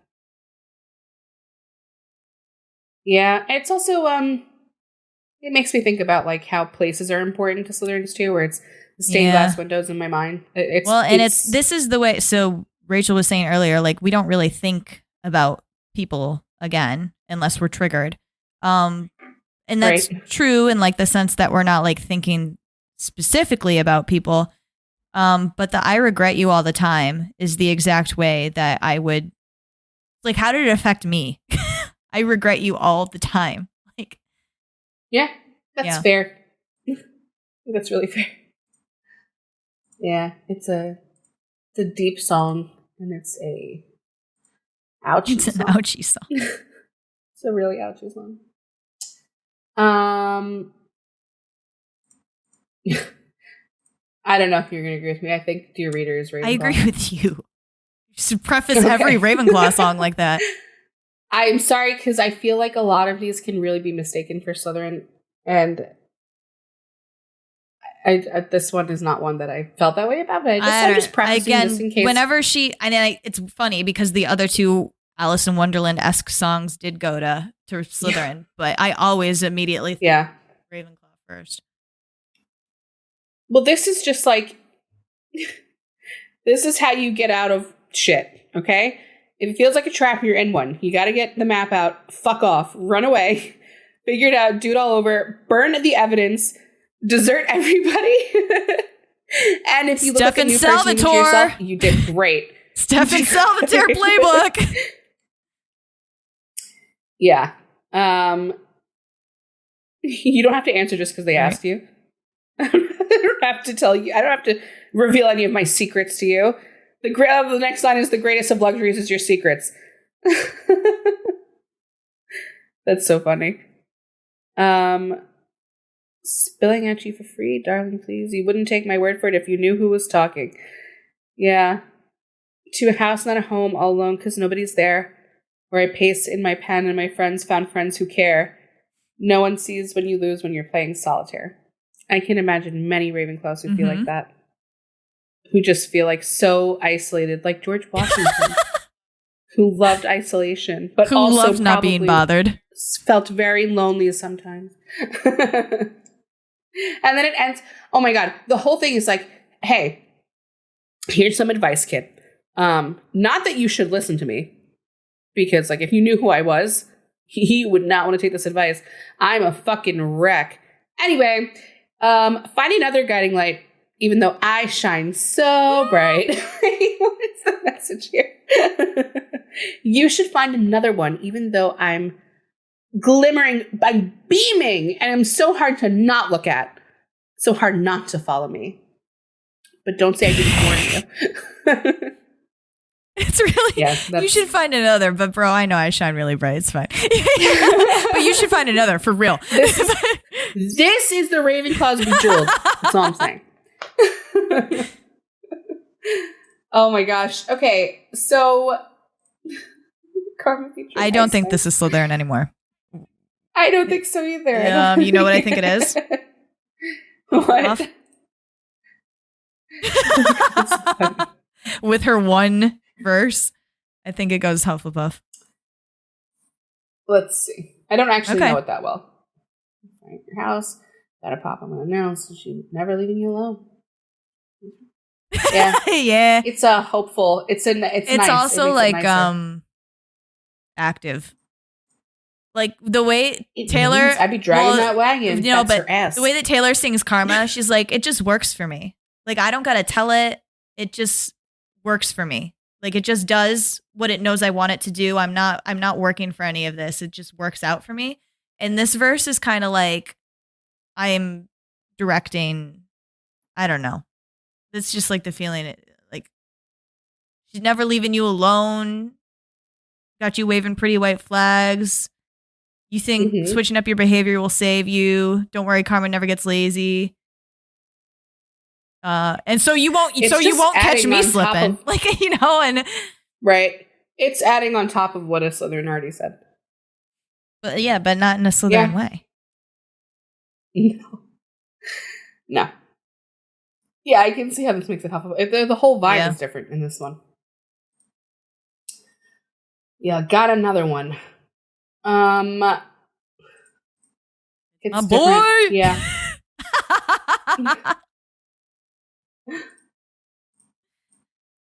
This is a little bad song. Yeah, argumentative, antithetical dream girl. I think of you with other girls Some in love. Some people think that she's writing that about another person. No, it's not. I think of you with other girls in love, and I threw up in the street. I used to switch out these Kens. I'd just ghost, rip the Band-Aid off, and skip town like an asshole outlaw. Freedom felt like summer then. Very blank spacey. Freedom felt like summer then on the coast. Now the sun burns my heart, and the sand hurts my feelings. And I never don't cry at the club. And my sadness is contagious because I make sure everybody knows. It's the most ridiculous Southern. It is. It's like so it's almost like. So this may be confusing because I was talking about Lavender Haze when it's like he doesn't ask too much about my melancholia, and it's like Slytherins don't want you bothered. When it's like melancholia is like a persistent sadness, like it lives in you and it's a part of you, and that's why you don't want people bothering you about it because you're like, it's constantly there. That's like if you keep asking me about like my arm or something, like fucking leave me alone. It's an arm, like it's there. But this is the Slytherin who is like sad about a specific thing. And she's like, this is now everybody's problem. Like you all need to know. Yeah. This is the Slytherin who wanted to ask. And doesn't want to stop talking about this is the death by 1,000 cuts Slytherin. Yeah. That can't stop. I find the artifacts, cried over a hat, cursed the space that I needed. I traced the evidence, make it make some sense. Why the wound is still bleeding. You were the one that I loved. Don't need another metaphor. It's simple enough. A wrinkle in time, like the crease by your eyes. This is why they shouldn't kill off the main guy. It's a whole. You once believed in me, and I felt you, and I had you for a while. I could still map your world. Arguments. It's like, no, this is very logical. Look at this. You did this, and now I have to cry over this hat because I need space and make it make sense. I'm tracing the evidence. I shouldn't still be upset about this, but you were the main guy. This is why you don't kill off the main guy. Yeah. Like, and then, she goes a little crazy where she's like, is that your key? Are you coming through the door? Or are they? Or have they come to take me away? Are they finally taking me out of here? Shit, I would deserve it. Bro, love is a lie. Shit my friends say to get me by. It's not true. It's different when it's you. Catastrophic I love this song. I adore it. Yeah, it's a great song. She held it back from the original fucking album. Crazy. The biggest, so it's so small, but one of the biggest Slytherin tells is that it hits different because it's you. That specifically. It's like the title of the song hits different, but what follows immediately after tells you exactly. Well, no, because she says, I ghost those other Kens. Like, it's fine. Yeah. Right. I don't feel anything at all. Right. This is about her person, man. That's... Of course she's getting drunk in the car. Thrown up in the street. Making everyone's... Picture you with girls. It's not even seeing him. Picturing him with other girls as her thrown up in the street. My imagination made me vomit. I feel too much. Yeah, that's a really Slytherin song. That's funny. She really... She did, and I was gonna say this shouldn't be one that bothers me, but it's just so fucking good. I'm like, whatever. No, it's just a good song, though. I'm like, all right, I accept. I can't get this away from her, Rachel. I can't take this from her. Like, it's to her. You think you're losing me as Slytherin? Wow, I don't think so. You guys are not pathological people pleasers. No chance. No shot. She's speaking from his point of view, like what she thinks he would say. That's one read. I think it is the I don't read. know that's necessarily true. That's not how I read it. I think that it's certainly could have been something that was thrown at her. Oh God, yeah. I think it's probably something he said feels about themselves too. It just the whole bridge. It just is so not Slytherin to me. Oh, I don't think that at all. Yeah, I don't feel it. I'm sorry.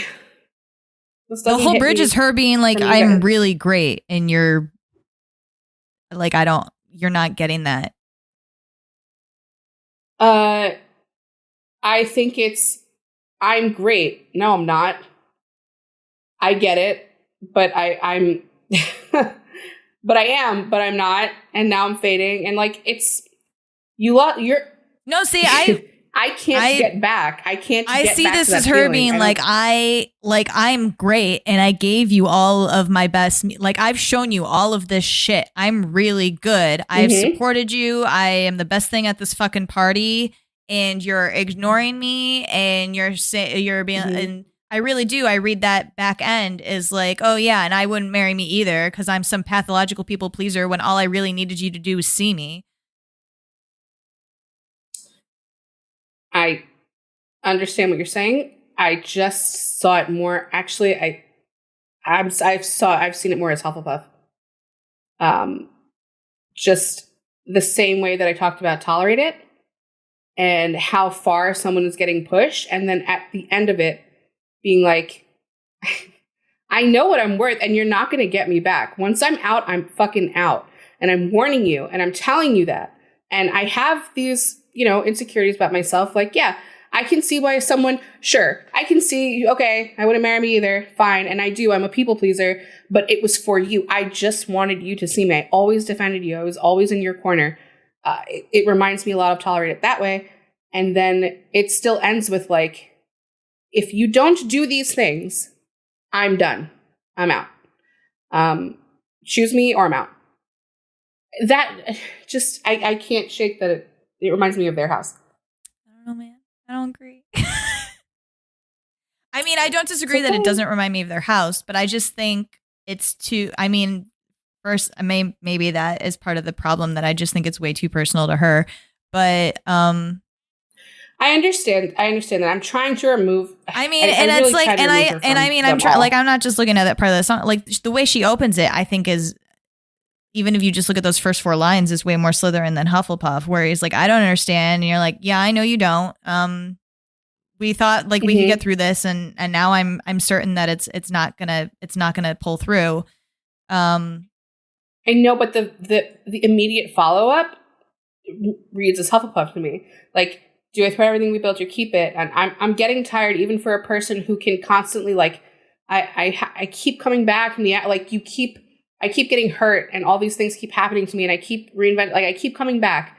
But I think you just fucking killed me. Like, I think you dealt the final blow. I don't know that necessarily that last line there, that doesn't strike me at all. But then it goes back, like, the every morning I glared at you. How can you love someone you can't tell is dying? I'm sending you signals. My face is gray, but you would admit that it was sick. And then the next, really, and the air is thick with loss and indecision. And I definitely see that. I know my pain is such an imposition as like a... But I don't get that with how you're saying before about the melancholia, that someone could ignore it and you're fine with it. And now all of a sudden here, this isn't melancholia. Like, okay with it. This is like disease rotting them. Sure. But I don't think, how can a Slytherin partner sit there and be like, I sent signals and I was biting my nails, and like, I was sitting there just like hoping you would figure it out. Like, that doesn't sound like a Slytherin to me at all. Because she's actively letting him know. It's not like she's just sitting with her melancholia. It doesn't seem active at all. It does seem very passive. She says she's sending him signals, and that she is like actively... That's not as direct as I would expect. She's actively sick. I'm sorry. I'm thinking of all the Slytherins. No, man. I'll just put you in it. I can't see you doing this. No, I would. I would at some points because it gets to a point where you're like almost testing somebody. You're like, if you really love me that much, it's how can you like how can you say that you love someone that you can't tell is dying? It's that whole line right there. Like I don't need to tell you our relationship is wrong.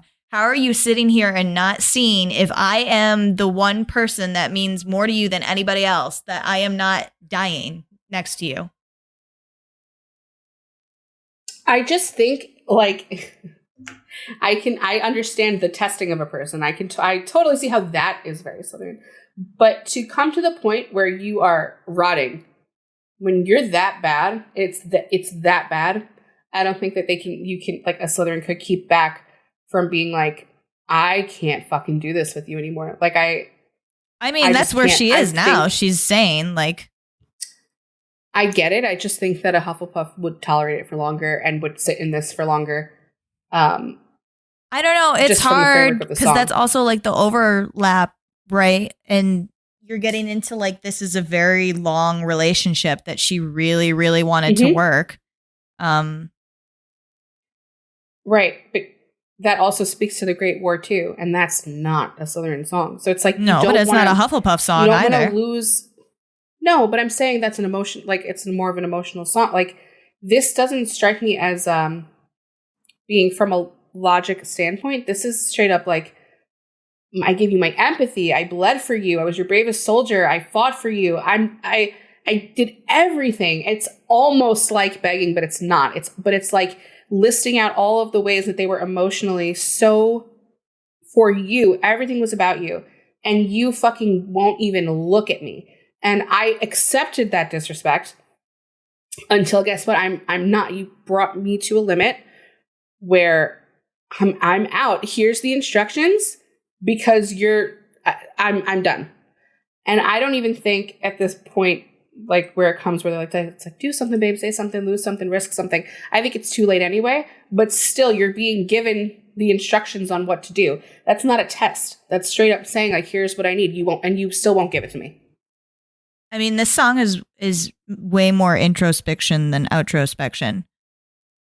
So that's also where I'm getting the Slytherin. She's looking at herself and she's going, can I continue to be okay with this? And she's saying that she can't find it within herself. Yeah, I think you can read it that way too. But I'm seeing it as things now being said. Like these things are coming out now. I'm saying all this to you because sending you signals didn't work, and sitting there gray in the face didn't work. So now this is my last ditch effort. I look at what I gave you, look at what I give you, and decide if you're willing to fight for it or not. Because if you're not willing to fight for it, I'm fucking out, and I'll be fine, but I'm not fine anymore here. I'm well, I don't know. You just said that you didn't think that the instructions would matter if he did them, and I agree with you. I see this song as being sung after she's already gone, like she's left already, and she's like letting him know. Well, in the reality of the timeline, that's not true. But we don't know that song, mentally. She could have been done. I think it's approaching. Yeah. And that's the whole song, though. It's like I'm approaching fucking finished forever. That's what I mean. I think the song is it's already decided at the point that she is singing this. Mm-hmm. Could be, but just I don't think it makes a difference either way. Like if you lose, it could be a Slytherin Hufflepuff overlap where I feel that if you lose the respect of either of these houses. I'm not there's no Gryffindor like I'm gonna burn it all fucking down. It's just like I can't do it anymore. I don't want to do this with you anymore. I'm out. I'm done.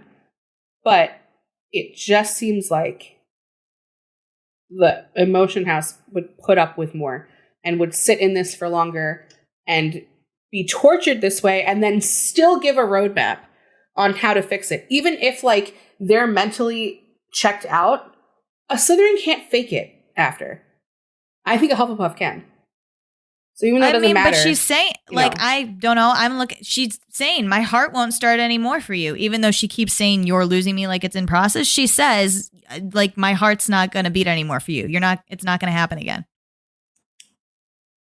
Right. But I'm saying if you're giving me the relationship's over when this song ends, but I don't think so. I think the person could continue faking it, because then why else would you give the way to win them back at the end like that? Like, why would you bother? Something, say something, lose something, risk something. Maybe I'm reading this a different way. That's not introspection. I think it's so, I don't know if you can, that part of the lyrics are in quotes. Like she's saying it. Yeah, saying exactly. It. And it comes off to me as an out the door, like this is what could have happened. But I've got nothing to believe unless you're choosing me. And you didn't, because none of this happened. Mm-hmm.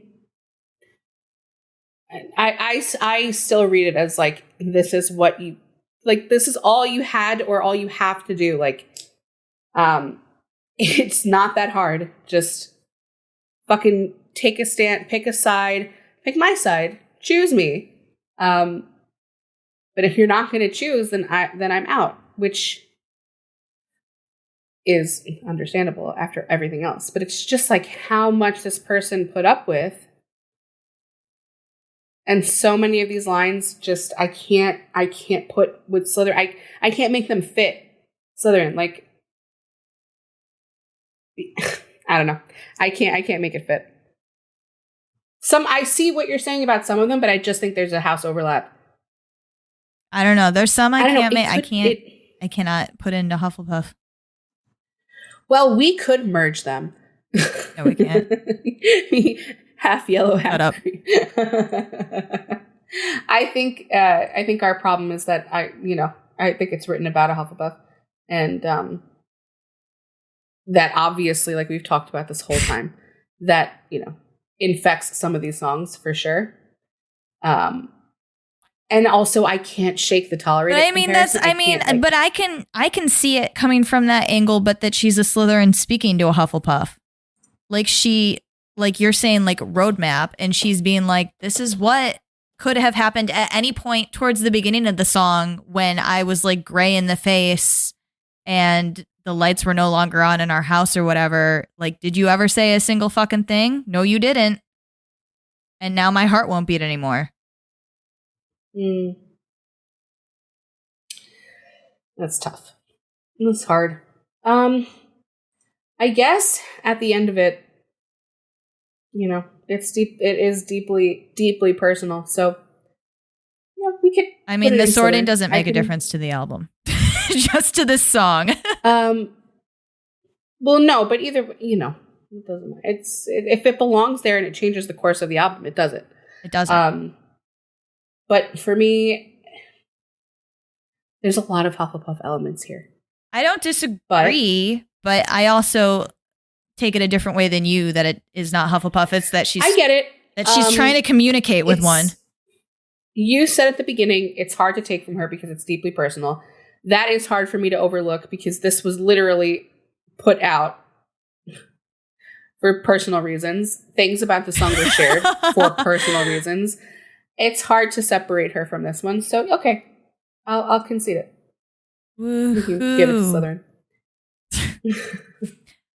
Good. When I listen to it, though, I'm feeling emotion house feelings. I think it's a hard song. Specifically, I think everybody who listens to this song probably takes it for their own house. I'm going to be honest. I don't think it's Gryffindor at all. But, yeah. Which is funny because I know there's fighting. I could probably get it. But it seemed more this is not angry. This is exasperated. I can't believe that we're here after everything that I did. And I'm telling you what to fucking do and you still can't do it. It's more like talking down to than a Gryffindor being you're fucking crazy. I think you got the Gryffindor perspective really well in the Great War for a similar feeling. But yeah, it is a devastating song. I cry every time I hear it. It hurts. It's a painful one. And for no other reason for me other than I think about her having to endure it, and I have a parasocial relationship with her that's unhealthy. Anyway, this album, I love her. I don't this know what to tell album you. went where it was supposed to go. This is Ravenclaw. Did it? Yes, Does it add up it's to 9 Ravenclaw? Ravenclaw, 7 Slytherin, 3 Hufflepuff, 2 Gryffindor. I made a graphic a million years ago where I had to sort Midnights before we had actually done it, and I made it blue, and I was like, if it's not, I will be so shocked. But It's hard. I had to ask myself, like, are you putting it there? Because I thought it was a Ravenclaw album. And I was like, are you putting it there because of the aesthetic? Because it's all like dark blue and Starry it's a Night weird and all this fucking shit. album. And I was like, are you? Yeah. And like things like glitch and like question. I'm like, are you stereotyping? You have to really think about this. And I've been listening to it a lot the past couple of weeks just in preparation for this episode.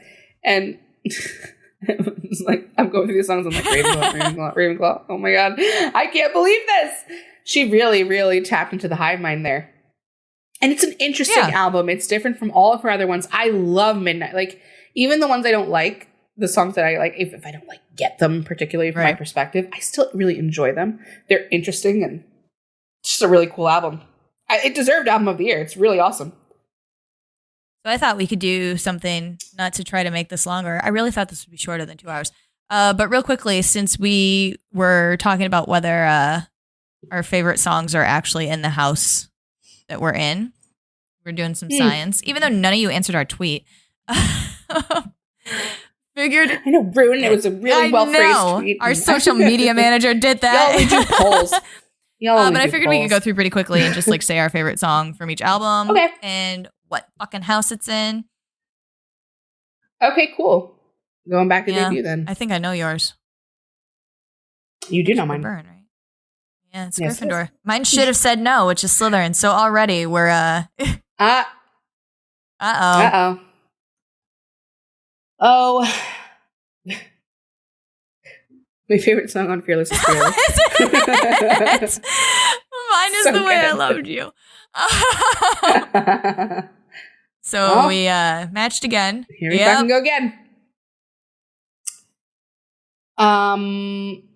I'm not going to add the vault tracks to this. That's not fair, because if I add the vault tracks, it's Gryffindor. It's Electric Touch. Right? Yeah, that's what we sorted. But it's not fair, because I had this album for a really long time. But your favorite song is Electric Touch now. Yes, it is. It's Electric Touch now. Actually, it would be ours if it wasn't Electric Touch. Never mind. It would be ours? Okay. Never mind. That's what I thought. So both Gryffindor. Mine's Story of Us still, I think. Yeah. Really? I like Story of Us. Honestly, what would you have said? The Haunted Last Kiss Long Live Run is iconic, and I can't believe we didn't pick any of those. But it's personal. Last Kiss would probably be. I relate too much to Story. Like, I've been in that situation. I feel you. Yeah. I know. It's hard to remove yourself from some of them. Red. Oh, I don't even know. Actually. Mine's I Bet You Think About Me, so. Slytherin. Yeah, of course. Oh, mine's All Too Well Time. It was All Too Well. And then she made a Gryffindor, and you were like, oh, okay. she did. I don't know. Something's gonna change. I'm not gonna be Gryffindor all the way through. I already know. Although I am still right now with style. It's style or clean. So, but it's style for 1989. Yeah, mine is Blank Space or You Are in Love. If I'm trying to be deeper than a fucking basic bitch. So, but is it I over was now? gonna It's say, really Is It Over Now is beat. my favorite vault song, but no. But style, I can't shake style from my bones. Okay. Reputation here. It's not Don't Blame Me. Let me see which one it is. So which one is it? It's not. It's Look What You Made Me Do. Really? Okay. Yeah. I fucking So you love had a that song. Ravenclaw. It's insane. Mixed in with your did. Gryffindor. I always say mine is Did Something Bad. But Gorgeous is really about which is so funny because I was just with somebody who was like, the lyrics in that song are ridiculous and bad. And I was like, man, I never used to even think about it. And now I love it. So it's a grower. Yeah. It is. I agree. Mine for Lover was always Cruel Summer. And then now it's hard for me to beat All the Girls You Loved Before. Really? Still both Gryffindor though. Yeah. I know. I know.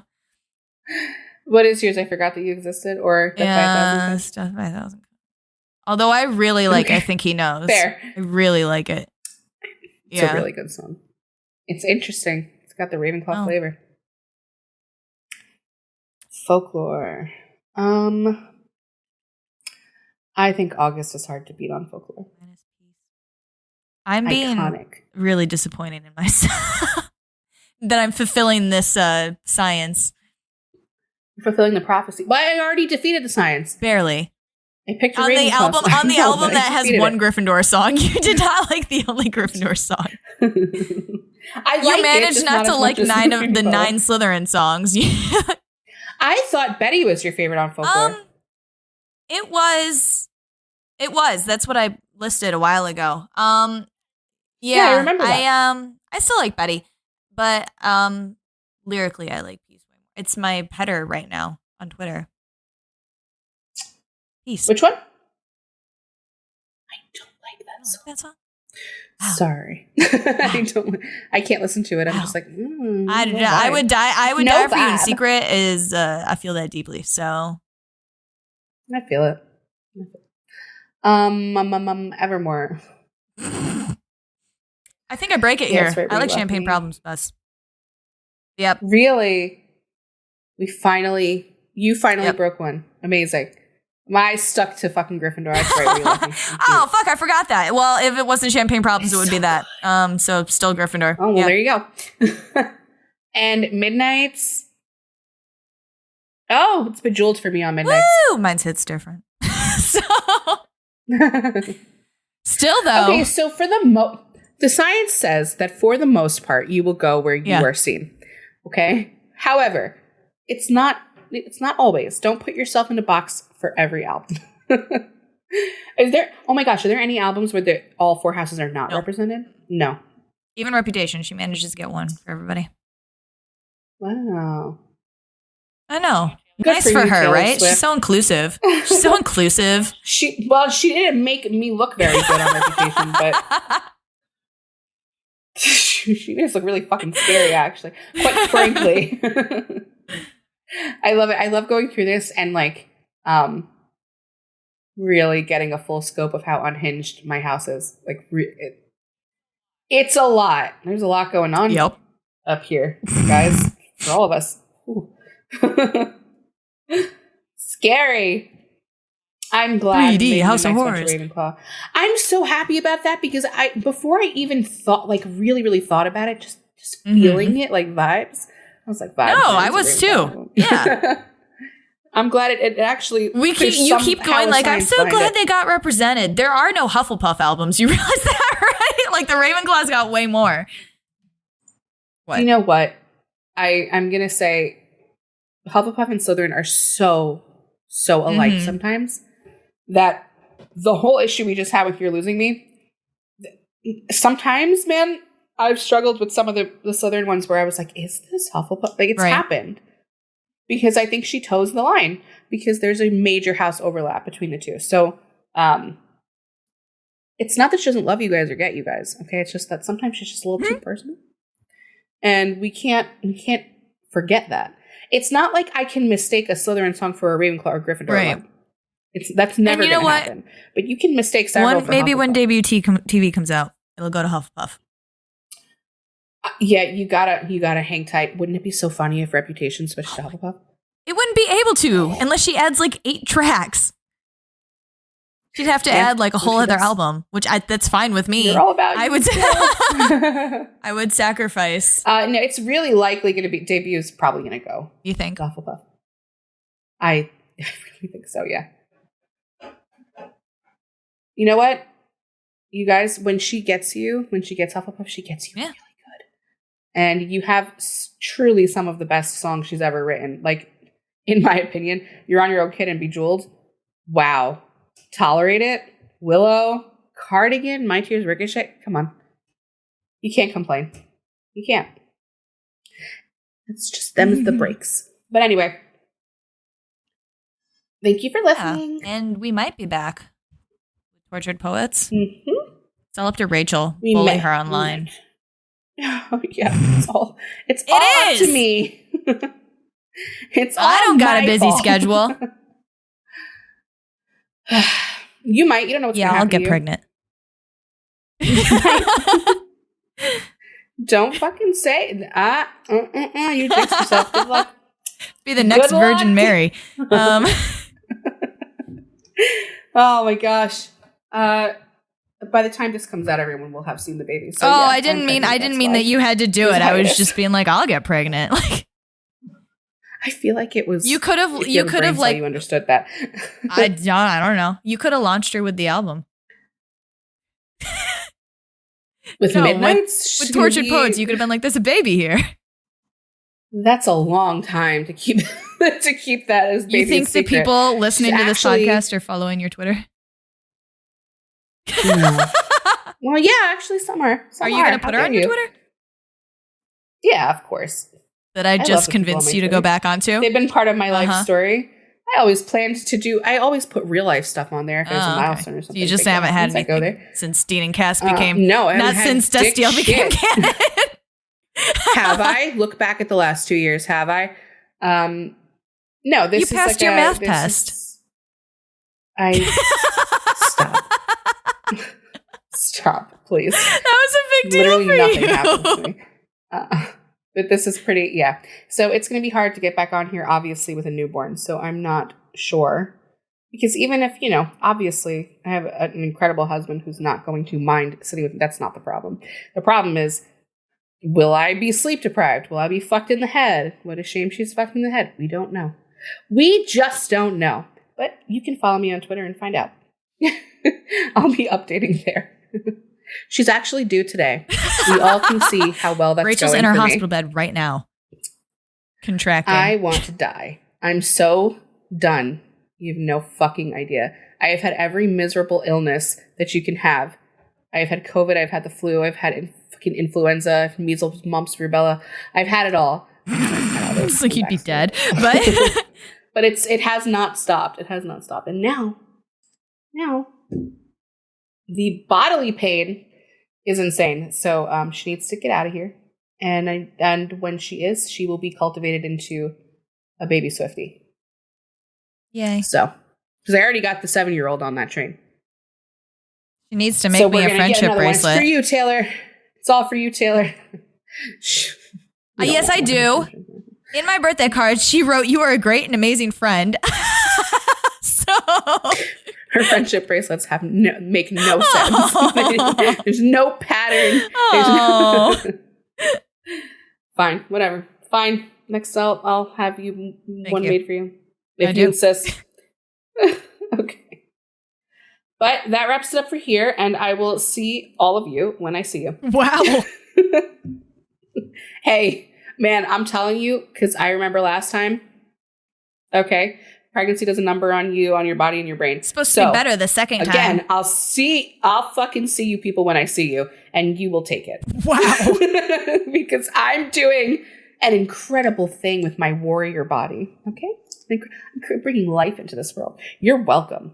I'm creating Swifties for the Taylor Army. Another person to fight for oxygen. That's right, and she'll win. I think I'm cooking a Slytherin. So I'm just manifesting it. She's imbibing it.